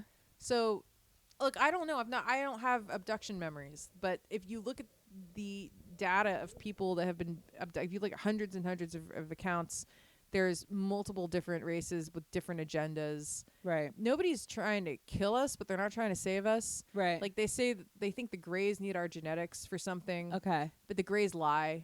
The Greys will say, "Oh, we're you in the future," but that's just so like we'll trust them more. Right. But they have the ability to create screen memories. They have the ability, like you think, "Oh, if I saw an alien, I'd grab my gun." No, you wouldn't. You would be paralyzed. You wouldn't, and you'd think they were your best friends, and you'd walk with them. You know, they'd float you through a wall with their technology. It seems that like they don't want us to be talking about them because they have this genetic agenda that, I mean, they're the ones that want to remain secret. Right. It's probably more so them saying like we don't want this out than the government. Yeah. Of course, I love that like the right wing people that are super libertarian are like, this is a transparency issue. Right. I love it. Yeah. It is. But I think it goes way beyond the government's choices. Right. And also think about it. Like they have technology way far beyond us. We're not in control. That, you know, it makes us look really weak. It's not on the front page news because like, why am I paying taxes? Right. The reptilians are here, yo. Like, why am I? Absolutely. What's religion? Well, aliens are gods. Aliens are the gods that have been here forever. Like I think aliens made us. I think that there was some alien monkey sex going. Not really, you know. Right. No, I know. Test tube. Yeah. And like we are. That's why sometimes what's scary is aliens will be taking someone's fetus and they'll say you can't. You have no right. And they'll go, yes, we do. We have the right. Yeah. Because they fucking made us. Whoa. Yeah. So you don't believe we were made in the image of Here's God, the scary our Lord part. and Savior. Here's some scary shit. People, in some instances, will have a UFO experience or an abduction experience, and they'll also see a dead relative around the same time. They'll see a dead relative that will speak to them. There is this, it's troubling. This is not about nuts and bolts aliens. This is something way bigger. It's about interdimensional something. It has to do with what we call our soul. There are aliens that have said things like, well, we can transfer between containers and you can't. There's something about what's inside of our meat sacks that has something to do with them. Yeah. There's something involved with the afterlife and going between containers that is involved in the alien story that is way beyond just, genetic material abductions. Right. There's something way deeper bigger going on about souls and the Greys harvesting human souls. Dude. There's something that's why the government's like you don't want to know. Yeah. Maybe our meat sacks are just a genetic mutation of the aliens. Maybe. And they're trying to figure it out. I mean, I believe in reincarnation at this point too. So like maybe we reincarnate on different planets. I mean, then you're getting into all the crazy fuckers like the starseed bullshit. I know. Well, okay, here's the thing about the starseed bullshit.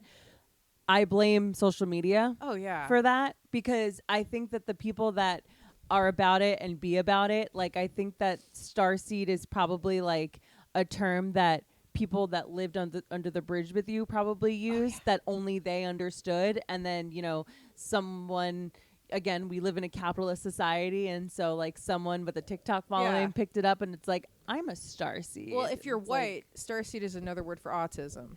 Right. My child is gifted. Oh my God. They're a starseed. You just took my breath away. Literally. God, white people ruin everything. Yeah. I mean, yeah. Damn. Okay.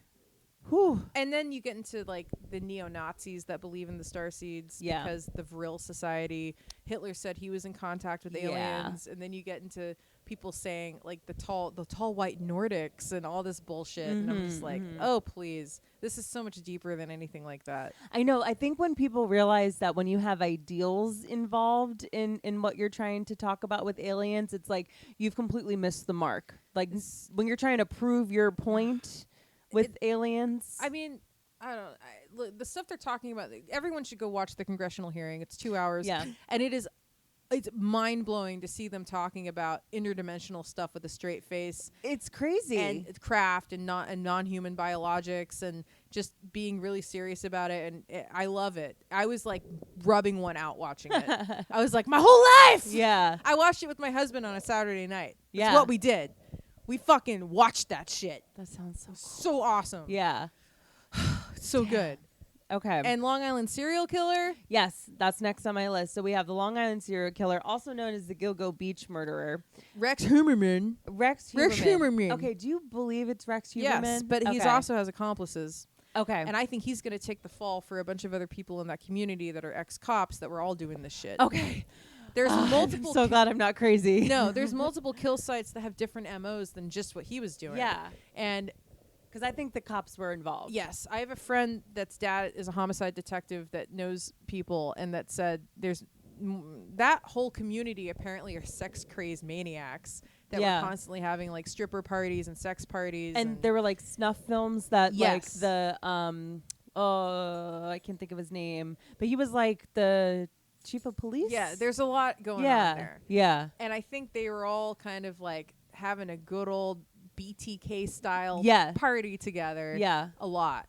And Yeah. he's going to take the fall because there's material evidence. Right. There's, he's a, not to fat shame. Can I fat shame a serial killer? Yeah, by all means. that raped We can and- fat shame boys. Okay, yeah, he's a fucking big boy. He is a big boy. And he got caught because of his DNA on a pizza crust. yeah. I didn't think about that. That's so It's funny. like so on brand. Yeah, that's amazing. Should we just send him pizzas in jail? Oh my god, he's gonna get plenty of bitches that We are gonna fan mail him because I every time a serial killer gets caught, I'm like, this is good for the show. Yeah, because yeah. if they write back, yeah, oh it's my god. content. Damn girl. Rex That's- Daddy, do you want to strangle me? So like he was an architect. So like do you think there's like buildings in New York that like he designed that Do we you think it's a little H.H. Holmes action going on? Murder house shit? Oh shit. Murder Hotel, Murder, H.H. Holmes? yeah. Oh my god. I just think he was a fucking narcissistic prick, and he had a room in his house his wife wasn't allowed to go in. okay. And now this is not I didn't know that. an bitch. original thought. The Yeah. guys on last podcast have said this for years, and they're like, if there's a room in your house Yeah. you're not allowed to go in, divorce. Yeah. Oh my gosh. Yeah. Jeffrey Dahmer. Yeah. Wait, no. John Wayne Gacy had one. Yeah.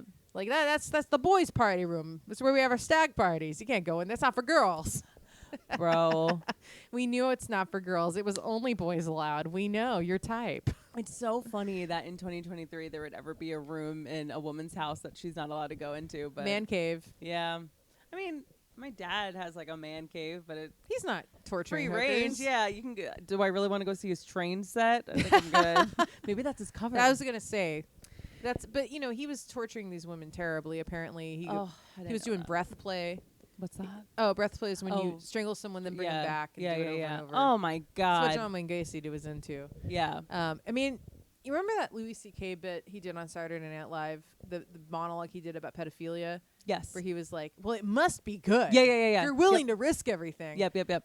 Ah, man, Yeah, I that- keep thinking about that with like autoerotic asphyxiation murder. Right. It must be amazing. It must be amazing He's because a keep- mad people are into it. Ted Bundy loved it. Yeah. Like, it must be so good. Damn. I mean, probably in a past life I've done Yeah. it. Because it's like part of me's like, yeah, if I really hated somebody, but I couldn't do it to anyone. Have you ever had a near-death experience? I mean, I've OD'd, You have. but nothing really happened. Yeah. Do you like remember anything? Do you remember the coming back? I was a staunch atheist for years because I was like, nothing happened, whatever. Yeah. Where consciousness is a byproduct of evolution, and nothing's like when I worked in the morgue, I was extremely there is nothing, Right. and I've gone back and forth my whole. There's been times when I was super woo woo, Right. and then I go back to like there's nothing. It all goes black, and then I'll have a feeling, and I'll be like, it can't be. Right. And now I'm really high, especially since the alien thing on fucking C-SPAN. Yeah. I'm like, baby, we're back. Yeah, we're yeah. back. Locked And and loaded. I've had past life experiences. We are in some kind of cosmic struggle here with different races of aliens. Like, the shit is going down. We're all, this is when I did DMT, I was told that this was a school. Yeah. And that I've heard that. this is a school, and I was told if you couldn't fail, what would you do? Yeah. And that's when I became a comic. Oh my gosh. I love that. So, like, if you couldn't fail, what would you do? If I would it- watch a lot of reality TV, which Oh, is what I do. really? Oh, no. You were like, I liked you, and then you said that. Ugh. We all got our thing. Okay. It's not my thing. We all got our I thing. watch a lot of porn, so Okay. it's trash TV. Yeah, yeah, yeah, totally. Yeah. Just, only the people on reality TV are clothed. Right. Um, They're all exploited, Yes. Yeah. Absolutely. and they're all pretending to have fun. yeah, So because we all just want to make money. all need money in a capitalistic shit show. Yep. So yeah, we're a witness to the fall of capitalism and the rise of aliens. It's pretty cool. I mean, we're gonna have more pandemics, Yeah. and I've blown it. I can never go be an essential worker again. Yeah. I blew it. You blew that load. Well, for they'll sure. never hire me again. Oh well, just given. We can talk about it. Yeah, yeah, I can bring my cease and desist and read it. yeah. I was given a cease and desist about my quote unquote jokes and possible book that I'm writing. Oh my God, write that book. I am writing that book. Hell yeah. I just never have enough time. So if someone can give me money to monetize my podcast or support me on OnlyFans or Patreon We're doing it. or support my Venmo so that I can work less hours and write my fucking book while I perform comedy and produce a podcast and commute. You know, that'd be great. Yeah. That'd be cool. You like run out of breath as you're trying to get through everything. Right. Okay, wait. We're gonna get back to that. The one other thing I want to touch on. The morgue. Well, no, We haven't even. No, we're gonna get to the morgue. I want to quickly. It'll take us just 2 seconds. The very mysterious happenings of we have two men of the same stature. Oh, Bushwick. Yes, The Bushwick. the Mirage. Proud. Brooklyn Mirage. We named him on my podcast. What did we call him? Like Bushwick Bottle Service Killer or Bushwick something. Bottle Service Killer. Oh, that's a good one. I know. Bushwick Bottle Service Ripper. Help us out, guys. Yeah. I'm Yeah. not great at copywriting. Yeah. Like, what's a good. Okay. So it's like these So two. two young men around the same age range Yeah. were both at this Mirage Club, and their bodies were both found in the same fucking creek. Yeah. Stop. Hold on. Wait a minute. Same creek? Yeah. What kind of a fucking serial killer are you? Yeah. Really? You're just gonna dump in the same place? So- You impulsive. Would be a much better serial killer. Every time I see bad serial killing, I'm like, are you kidding me? Yeah. Have you never watched Forensic Files? Who the fuck do you think you are? Yeah, I mean, it is. Do better. It's 2023. It's like Get pretty, So you know what that tells us? Incredibly impulsive. Right. Not calculating. This Yeah. is a process killer, not a product killer. Okay. Doesn't care about the body. Got his rocks off and was like, ew, get rid of this thing. Yeah, yeah. Get dump, it out of here. Dump. Yeah. Yeah. Oh man. Okay. So it's sexual. Yeah. I'm not a doctor. Right. I mean, if you can't tell, Right. not. Totally.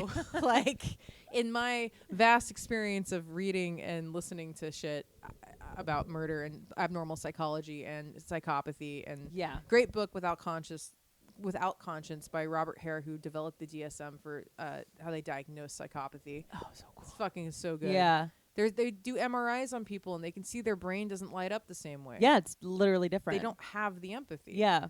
It's like a disability, but is it? Anyway, Right, big it's- moral questions there. Absolutely. Yeah. So someone is abducting men in the same age range. Yeah. And then killing them and throwing them in the river. Bodies waterlogged. Of course, they're gonna. The autopsy's been done. They're not releasing the findings. but Yeah. I'm gonna go if I'm gonna put 100 Alex on broken hyoid bones and strangulation. Oh my Because God. obviously that's like the hottest way to kill. Yeah, right? yeah, absolutely. It's just really, it's weird to think about because I guess it could be that they got drunk and stumbled into No. the water, That's really but no, I'm Yeah, I'm no, just no. saying that's like what I've heard. That's the defense. Yeah, the defense, because obviously These young men. we literally were talking about Rent, like the city doesn't want Yeah. there to be a serial killer in Bushwick. Okay, a serial killer means 3 or more. 3 or more, yes. He's at 2. He's at 2. Can we believe in him for a 3rd? I mean, It's in my neighborhood. I don't want my rent going up. Can Yeah. we get number 3? yeah. I mean, listen. I believe in you. We have to get the media off of it because maybe he'll get scared. I don't know. It sounds like he needs this. Yeah. Okay. I don't know. It Interesting. seems like it's a real need. Yeah. Maybe Ugh. maybe he's just gonna do a different creek. Right. Look, I changed it. Yeah. They'll like- never find me now. Yeah. They'll never connect it now. It is A different difficult. club, maybe. different club. Yeah. It is hard though, because how do you got to chop New York is the hardest place to dispose of a body because it's not the 70s. You can't just put it in Yeah. a foundation anymore. Yeah. Chop it. There's cameras everywhere. Soilex will dissolve a body, but it's an industrial cleaner. Where are you going to buy the Soilex? Who's going to buy it for you? On Yeah. what card? You're gonna With have a paper cash? trail. There's cameras. Where are you going to get the steel barrels? Yeah. Who's selling steel barrels? Yeah. Where's and then I hope nothing happens to your husband because your Google history God. is so damning. I'm in jail. Yeah. The minute anything happens to You're him, done. I'm done. Absolutely. He needs to like make a video being like, I am testifying right now that my wife, Lauryn Petrie, had nothing to do with my Nothing dad. to do with my dad. I've been depressed my whole life. I just no. Oh my God. No, he's great. Oh, he sounds like a gem. He's a gem. Okay, yeah, so crazy happenings happening in the world of UFOs and killing. UFOs and killings. If only and the aliens cared enough to. No, they don't give a shit. We're like Nah. It's like watching us. It's an ant colony. right, Yeah, right, look at them go. yeah. Let Oh it God. eat their souls. Hopefully they don't like chuck us in the trash or something. But But whenever I worry about that, I'm always like, but like the Earth, They need according the to the Earth. history that like that I've learned, it's like we've been here for a long time. so Mars once had an atmosphere, and Mars has monuments and stuff on it, and the Yeah. pyramids. Okay, oh my God, look up Carl Wolf. He was a guy working on like lunar orbiter project on the photographs that came back from the moon, and he testified that he was like, look, I saw objects and structures on the moon back then. Yeah. There's bases on the moon. There were bases on Mars. I think that humanoids lived on Mars previously. There's stuff in Antarctica. yeah. I mean, don't get me started. I sound nuts. Wait, okay. Do you think we actually went to the moon Yes. when we said But we I did? think we went, but I think that the footage they showed us was faked Okay. in case it didn't go well. In case, and then yeah. we could still win the space race. Right. So like maybe Stanley Kubrick did help us Right. make footage. But there was also a 10-second delay. Right. And I also think that there's reports that Neil Armstrong was like, we're not alone up here, and they were being watched. But that didn't make it. Right. That didn't make the final cut. Right. And there's people that worked in mission control that are saying this. Yeah. Damn. They you didn't know. even write books. They're not even getting paid. Yeah. They're just saying it. Why aren't they writing books? They're afraid they'll get I don't murdered. know. And Maybe it's not also- now. Yeah, and they're like, I mean, I feel like maybe we'll have some deathbed confessions. Well, don't always trust those. I mean, that's what Day After Roswell was, and that sounds kind of fabricated. Yeah. Kurt Corso. Yeah, I yeah, mean, yeah. there's disinformation. Right. Watch the documentary Mirage Men about disinformation within the UFO community. This guy, Doty, he's basically a spook, and his job is to come in and give disinformation to these, to discredit them. Right. So like the CIA does that with everything. Yeah. Let's talk about the CIA. Anyway. Okay. Okay. Okay. We're going to get into the morgue stuff. Okay. So this is what I want to use as a jumping off point because I heard this and I was like, what the fuck? Okay. So you used to work in a morgue, and in a clip from the podcast, you were talking about how during quarantine, there were many bodies that came into the morgue that died from overdoses. Right. And the prevailing cause of death was fentanyl. Fentanyl. Yes. So you described the process of determining the drugs in the deceased person's system as like a high-end pregnancy test that would be dipped into urine, and the panel of drugs would test. That's how you would determine it. Okay.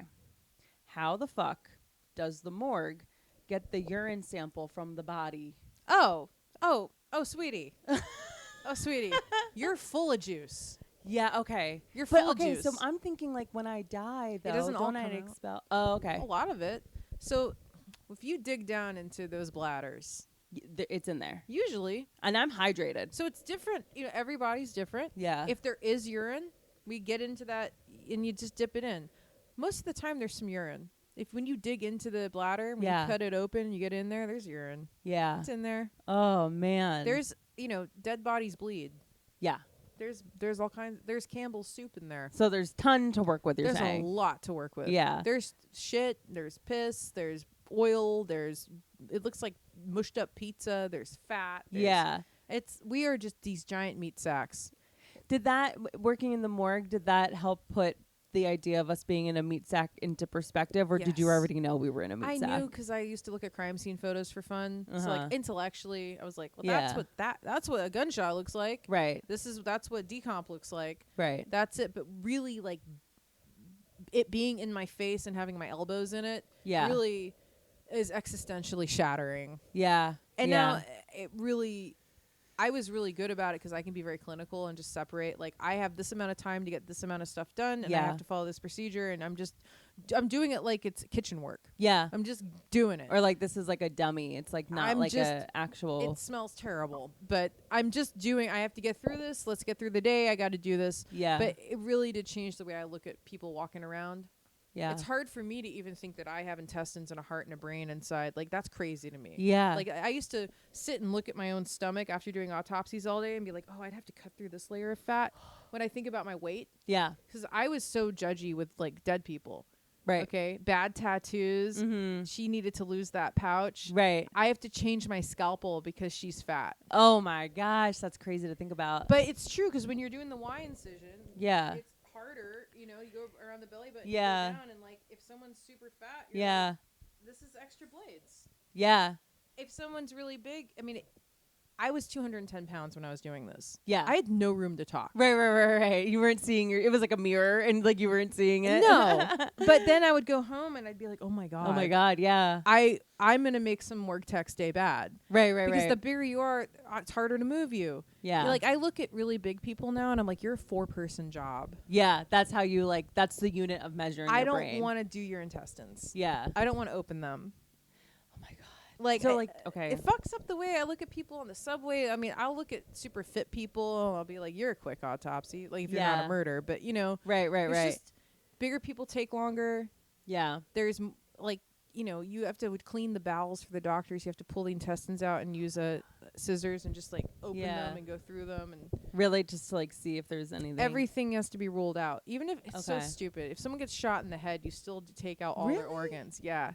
Dude, tell me about it. That's crazy. I do a joke. It's true. This guy got run over by like 9 subway trains, and they brought his pieces in and did an autopsy. Okay, that's like overkill. No shit. Yeah. But it's like, it's just paperwork, liability. It's what you do. You know, insurance. It's literally because of insurance. Lawyers, honey. Yeah. Lawyers. Yeah. But if we didn't have lawyers, we wouldn't need lawyers. Somebody, you know, they get shot in the head. You still, you measure and document every single piece of trauma. Yeah. Every bruise, car wrecks. We know how they died. But, you know, let's determine for the family, did they have a heart condition? Did they have this? Was this happening? Whatever. Was there a cancer? And whatever. Right. Just everything. Yeah. Wow. I wonder if... Okay, so I have a story. So as we discussed before we started rolling, I lived in my building 8 years, right? So I've lived here a long time, and when I first moved in 2016, my landlady lived on the ground floor apartment. She was an elderly woman, and her adult son lived on the first floor apartment. Well, neither are with us anymore. You smelled it. Yeah.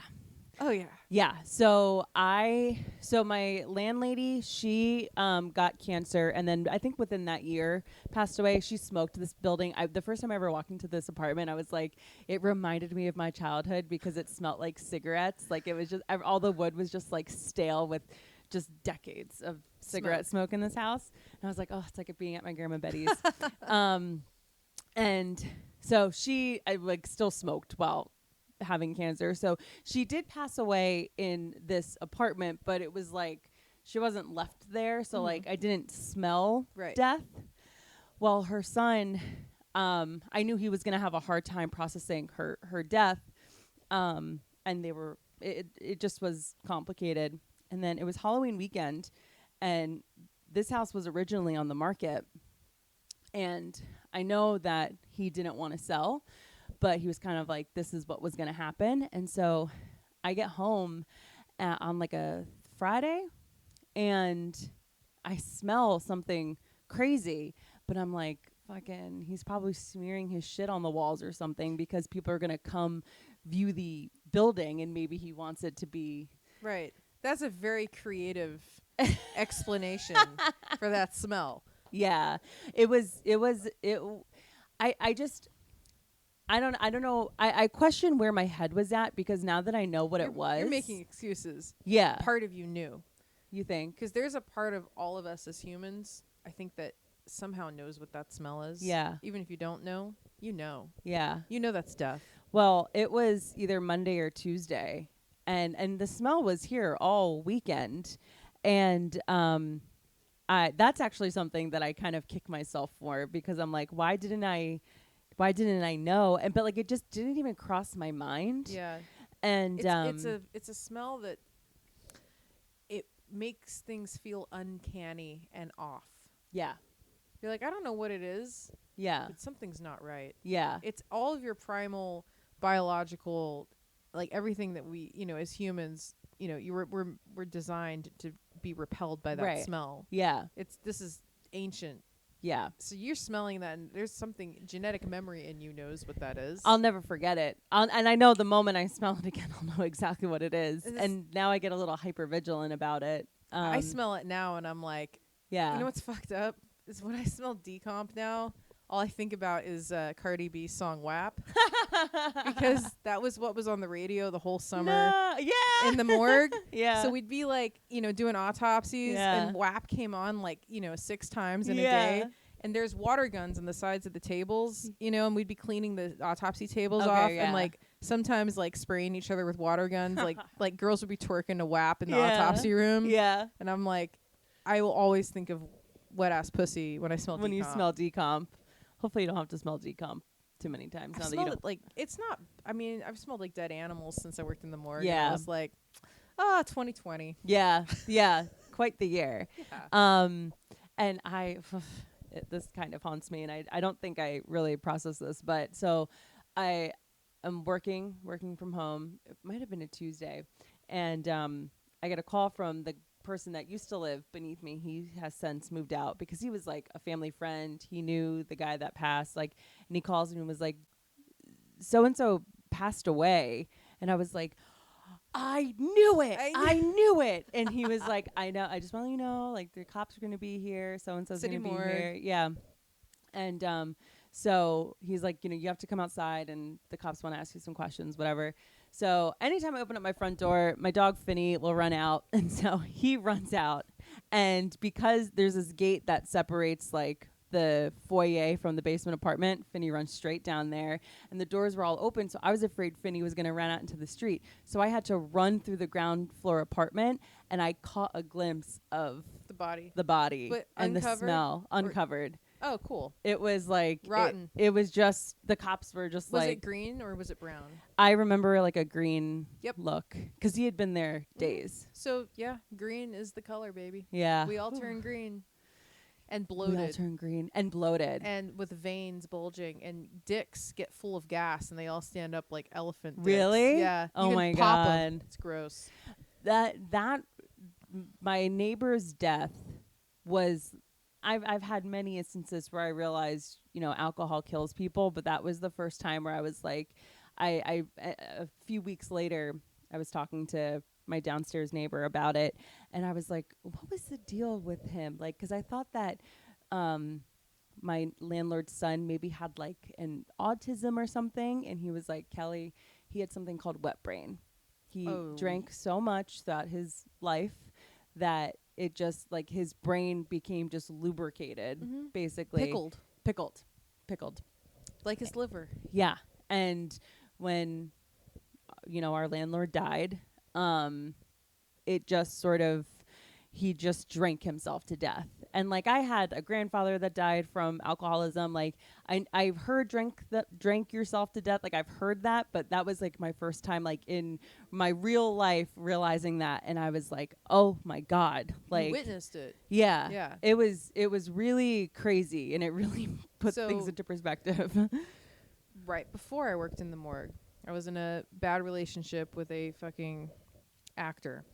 And he was an alcoholic, and he had been abusive, and I'd broken up, and I was moving out. And I went back to get my stuff, and he was passed out on the floor. It was an apartment with no windows. We had bed bugs. It was a disaster.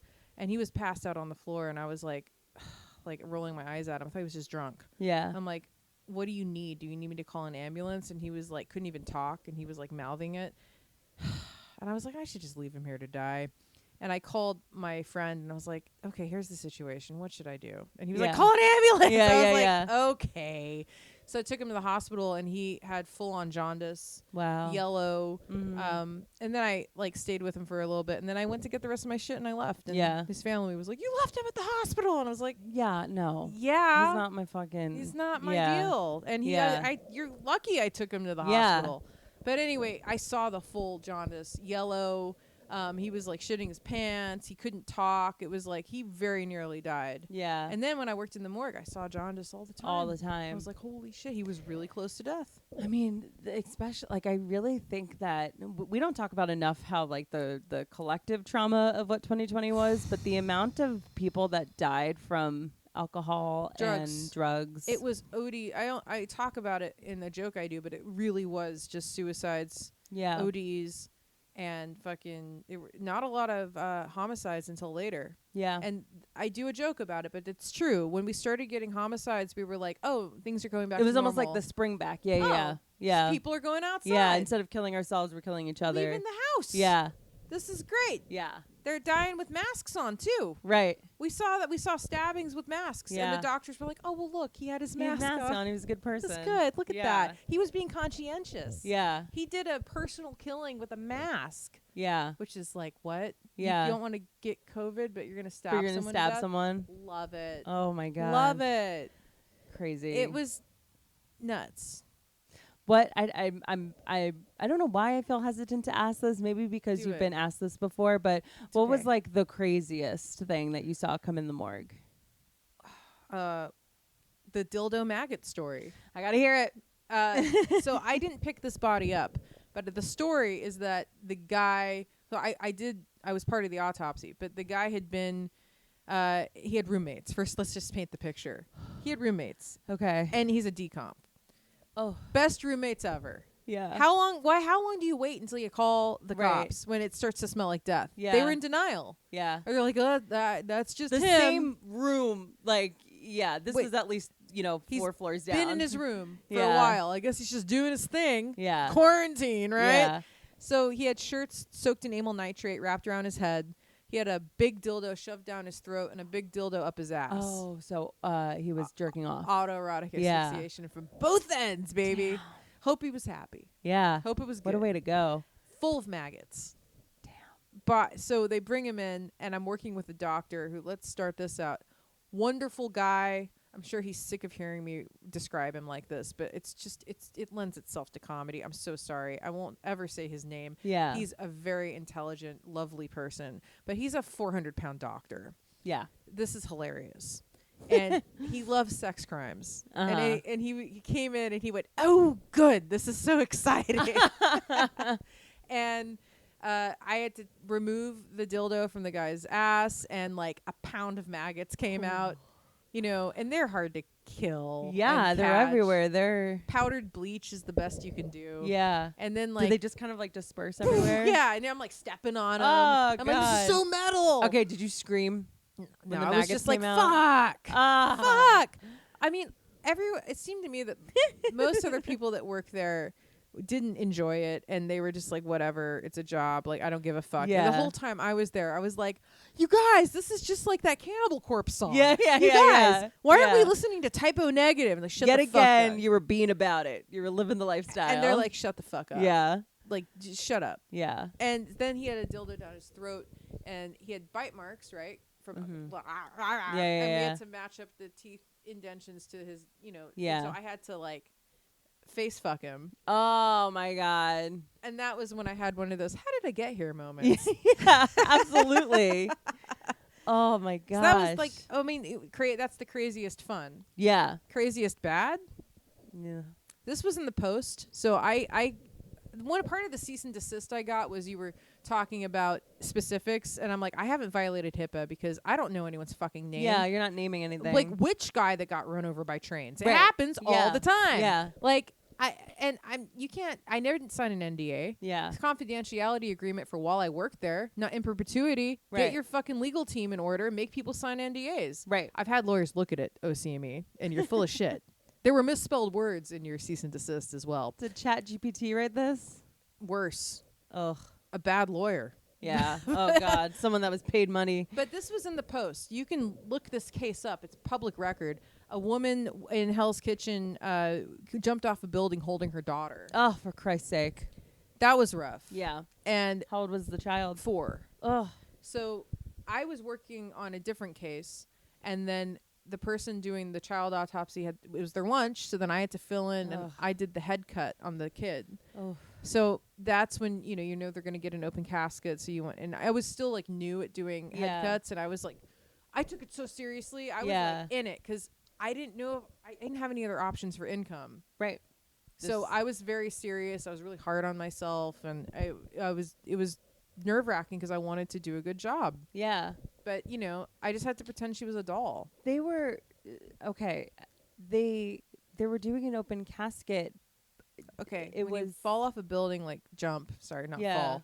It was interesting because the top of her looked like she was just sleeping. Right. The bottom of her looked like she was burned. Like it was black, like charred black from like the impact. And that's something else. There were all kinds of things I learned about, physics and bodies. Yeah. And one time I was walking by a corpse and the doctor was like, "Oh yeah, he jumped off a building." Yeah. And I went, "Wow, you couldn't tell." Yeah. And I said, "Wow, he looks fine." And the doctor went, "Wait until we open him up." Right. It's all jiggered. Yeah, your ribs are inside your heart, have punctured your lungs, and it's all just like, ugh.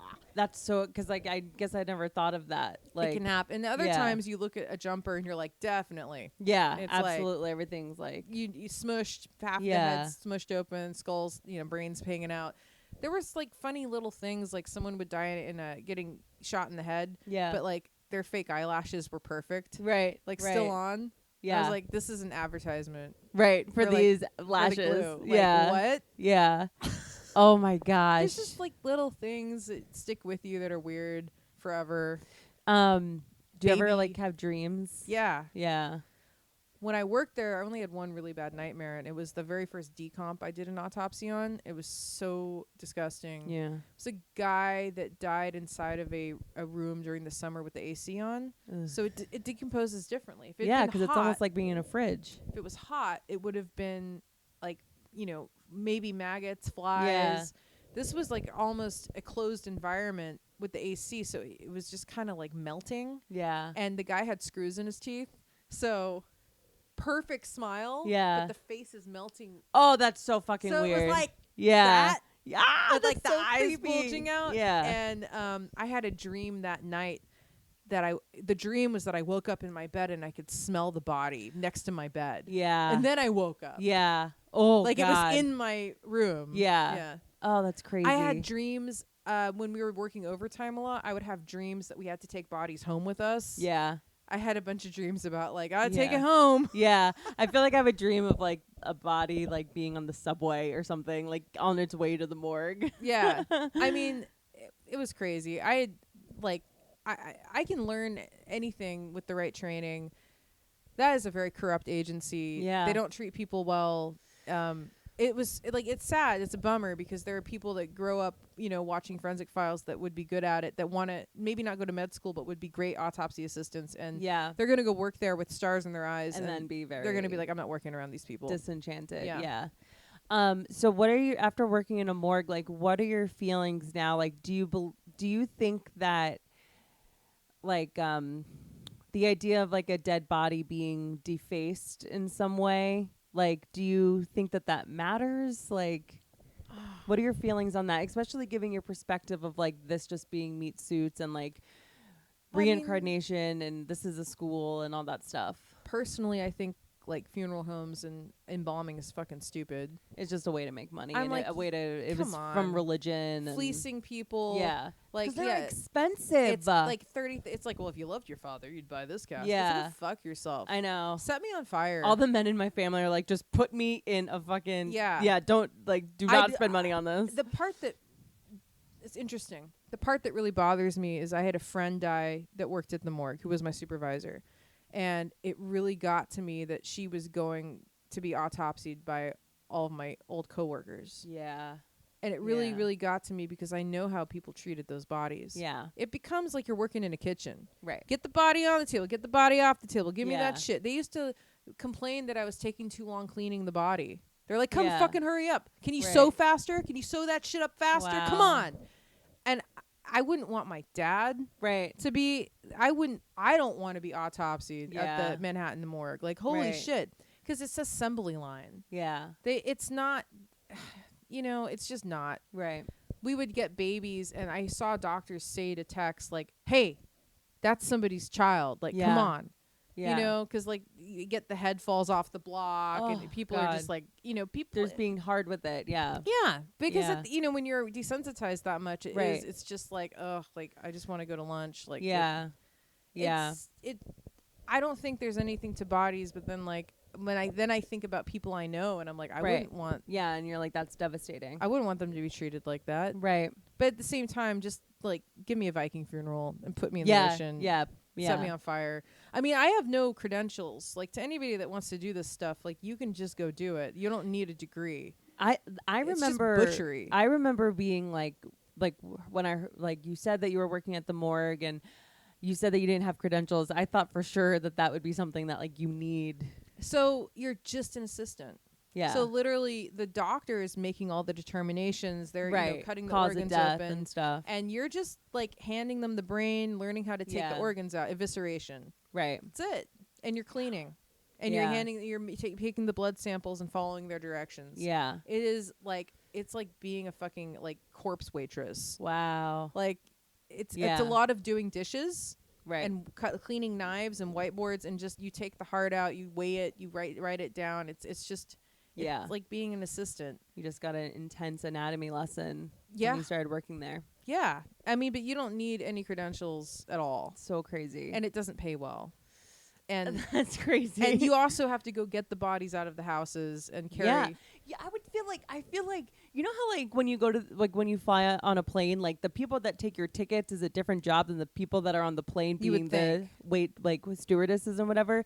You would think that's a different job. It's not. And that probably feeds into the disrespect, we'll call it, of the bodies when they get there because it's like, oh, you fucker, you were so heavy to get here. Yes. Oh, that's a thing. Yeah, I would imagine as such. Somebody dies on the 3rd story with no elevator, and Yeah. then the straps on the stretchers aren't made to go over those Yeah. bodies. They don't fit. Right. You got cops waiting outside. Do you imagine getting off out of this building? So we would have to. What we would do is we would take bed sheets and cut them up, and then we would tie them on the stretcher and like just ghetto rig it, Yeah. and you know do what you got to do to Oh. get that body out. Wow. And then it's two of you like huffing and puffing, Yeah. and you finally get that motherfucker there. Yeah. Now we need to put him on the autopsy table. Yeah. The next day, we got to do it again. Yeah. Now we gotta fucking cut this fucker. Oh, they're so big that they are falling off the table. Yeah. Now we have to. It's like. Yeah. You just like get disdain Right. for this. And I have all these body image issues, and I feel fat all the time. Right. And I hate myself, and I hate my hips, and I hate my chin, and I hate my big shoulders, and I hate my arms, and I'm like, Yep. it brought up a lot. Yeah. I ate a lot while I worked at the morgue. Oh, you can't. How do you I would eat? imagine. Because I fucking hate myself. Yeah. Like It's and emotional. I was having like a lot of internalized hate. I was seeing Yeah. all these fat people dying of COVID, Yeah. and I was like, oh, I'm fat. Right. Oh, they're fat. I'm fat. Right. It was a lot. It was like looking in a mirror and you didn't like it. Yeah. Yeah. Not like a physical mirror. No, but not like comparatively, but like Yeah. it was your worst fears. Kind of Confronted. I was pretty heavy then because Wow. I'd just gone through that bad relationship with the alcoholic, Yeah. and I'd eaten. I had a suicide attempt in 2019. I was eating myself to death, Yeah. and then I got out of that. I did some sex work for like 2 weeks. I got into a decent like room share, and then COVID hit. That's why I went to work at the morgue because Yeah. I was like, I So gotta, much happening in succession. boom, Oh my boom. God. And then I had a terrible abusive roommate that got stuck with me during quarantine, and it was the worst. Oh, that's hell. It was hell. It was hell. That's hell. It was hell. So when did you get married? 2021. Oh, I didn't know that. Yeah. Damn. Did you even post about it on? Yeah. Maybe we had I a like Zoom wedding. Oh my God, you had a Zoom Yeah. wedding. Damn. How'd you meet your husband? He was a comic way back. Oh. He used to work at the Stand like back in 2014, 2015. Wow, at the OG location. He was friends with my ex who I moved here with. Oh my God. Oh my God. I Yeah. know. And then he quit comedy, and now he's the guitarist for the death metal band Anti-Sapien. Yeah. So crazy. So we've always known each other. We've Yeah. known each other peripherally. yeah. And we started talking while I was working at the hospital first before the OCME. I was working at Kings County, just putting bodies in trucks. Yeah. And then because that was a temporary job, and then because I had that, they hired me at the office of the chief medical examiner because like they were able to pay me like $2 more because Right, I'd right. handled bodies. Yeah. But I was like sexting him the whole time. yeah. We were like, just, you know, I hadn't had sex in 6 months. and Yeah. I was like dirty from dead bodies. And Right. I'd go over there and we'd fuck. And I'm like, I was like knee deep in a corpse today. So you want to write a song about that? So metal. So fucking metal. Yeah. There were times, you know, you wear face masks and Tyvek suits and stuff, but there were times where I'd get like Yeah, descended blood on my little- neck. Yeah. And I'd A be like, whisper of- we'd like find it while we're making out. And I'm like, is this cool? He's like, yeah, it's fine. Ah, Like, so gosh, gross. That's So gross, hot, but that's though. So yeah, like that's pretty cool. It was hot. Damn. You know, for degenerates like us, it's hot. Like, I don't know about you normal people out there. now you are an upstanding married couple. Sure. Yeah. Yeah. Monogamous, having sexy, intimate married sex. Oh, that's nice. I'd never had sexy, intimate sex like this in my whole life. It's you're healing. Super intimate. Yeah. Like I used to just be like, let's spit on it and do it doggy. And he's not about that. He like Right. needs to kiss. Oh, that's so nice. And he's always like, no, I can't. You And gotta. there is part of body image that goes into that. Like part of like the disassociative, let's just, bang it out Yep. real quick is like, I don't want to be present with my body in this. There was a right lot now. of that for years with me. Yeah. Yeah. Yeah. And it was also me trying to take back power and absolutely. now I'm like it's very really layered. being sober and Mhm. vulnerable. Yeah. And I think part of this sexy tattoo is like wow, it's like a positive thing. to connect with your sexuality. Yeah, it's like Yeah. it's nothing that I'm giving or it's not like a commodity. Right. It's like this fucking beautiful wholesome thing with my husband and Yeah, it's super it's vulnerable. beautiful. And it is I hate describing it like that, but like that's like what it is. It's like yeah. like I like burns you to the ground in a Yeah. good way. Especially with you having that connection to sex magic, like it's layered. There's a Yeah. lot. Yeah. Trying. Yeah. Oh man. It's a lot. So like when randos on the subway are like, "What's your tattoo about?" And You're like, bitch, you have no fucking idea. I'm about to ruin your life. I like anal. Like, yeah. It's not that simple. Ever been at a dead body? I have a demon fetish. What's up? Okay. So we'll close things up. We'll wrap things up. I'm gonna go through finish the sentence. We don't have to do all of them, but I think that it'll be a nice way to put a bow on this conversation. Okay, so I'm just gonna say it. Okay. I'm gonna. It's meant to be fast, but We'll see what I got. cool. All right. Okay. So finish the sentence. A mistake I'll never make again. Oh, I can't do this fast. It doesn't have to be fast, Oh but God, I don't know. A mistake I'll never make again. Man, I'm not good at this shit. that's all right. A mistake I'll never make again. Mushrooms and cocaine. Mushrooms and cocaine. Okay. I don't know if I've ever done that. We'll say for the record, I have not. When I look at a photo of my younger self, ... I feel regret You feel regret. Why? because things could have been different. Things could have been different, but just recognize that was completely out of your It control. was right, but I just wish that I'd had more strength to Yeah. to like stand up to her and step away sooner, Yeah. Yeah. or to have an outside influence to tell me that's not okay, Yeah. and then Yeah. I could have said that's not okay. Right.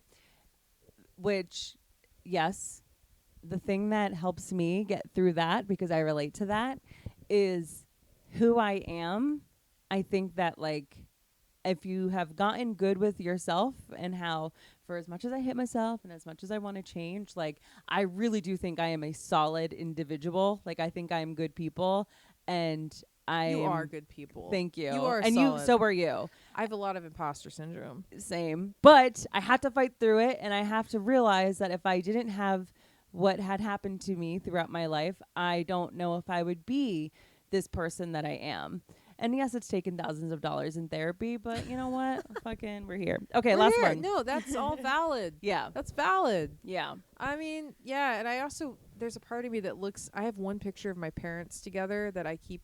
Like, I don't know why I keep it because they hated each other, but it's like there was a spark of happiness that they wanted. Yeah. There is a piece of it when you're in a relationship, even though it ends bad. There's that time when you think it could be good, Yeah. And it's so bittersweet to see them smiling with each other. Like there was a point when they thought there was something there, and I'm the result of that Yeah. dream. I saw this divorce lawyer on TikTok who was being interviewed, and they were asking him like his view on marriage being a divorce lawyer, and he said, "Here's the thing. Ask any couple if you're ever out to dinner with a couple and you can tell there's a little tension between them, ask them how they met. And for most people, suddenly the tension sort of dissipates and they're brought back to the time that they met. And it's usually the happiest time Yeah, for them in their life because you're remembering. because you're remembering that very first spark of magic. Yeah. And I thought of that, and it's what you're describing, that Yeah. photo of them. That's why I keep it, and I don't know why I do that to myself. I fucking hate each Your other. inner child is hoping to, is trying to have a reality where they Things were were a happily different. married, not mentally ill couple. Yeah. Yeah. Yep. Yeah. Yep. Okay, last one. And this might be a little bit too heavy to end It's on, okay. It's all right. because we kind of touched on it. But all right, if I could whisper something in the ear of my younger self, I would say, I know, I don't call know. CPS. Just call them.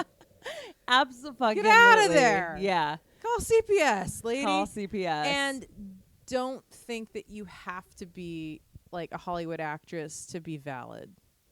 Love it. That's beautiful. Oh my gosh. Okay, this has been an amazing episode. You're amazing. I'm so excited for this to get out to the masses. Where can people find you? You can find me all over the internet at the THE Lauryn LAURYN Petrie PETRIE.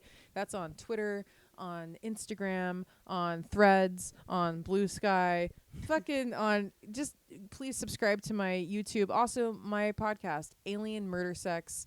YouTube, and then on Instagram and TikTok, it's Alien Murder SEGS, because sex, the algorithm does not like it. But we really, we're a year in. We have 34, 35 episodes. Please give it a follow, give it a like. We troll. It's not all earnest. No, it's fun. It's a comedy It's podcast. ridiculous. Okay, Yeah. it's super fun. You're- It's a great listen. Joe did it. Joe did it. We had a Check great- out his episode. great it was great. episode with Joe. Yeah. So check Lauryn out there. I'm going to have all that information in the show notes, and have a good one. Bye.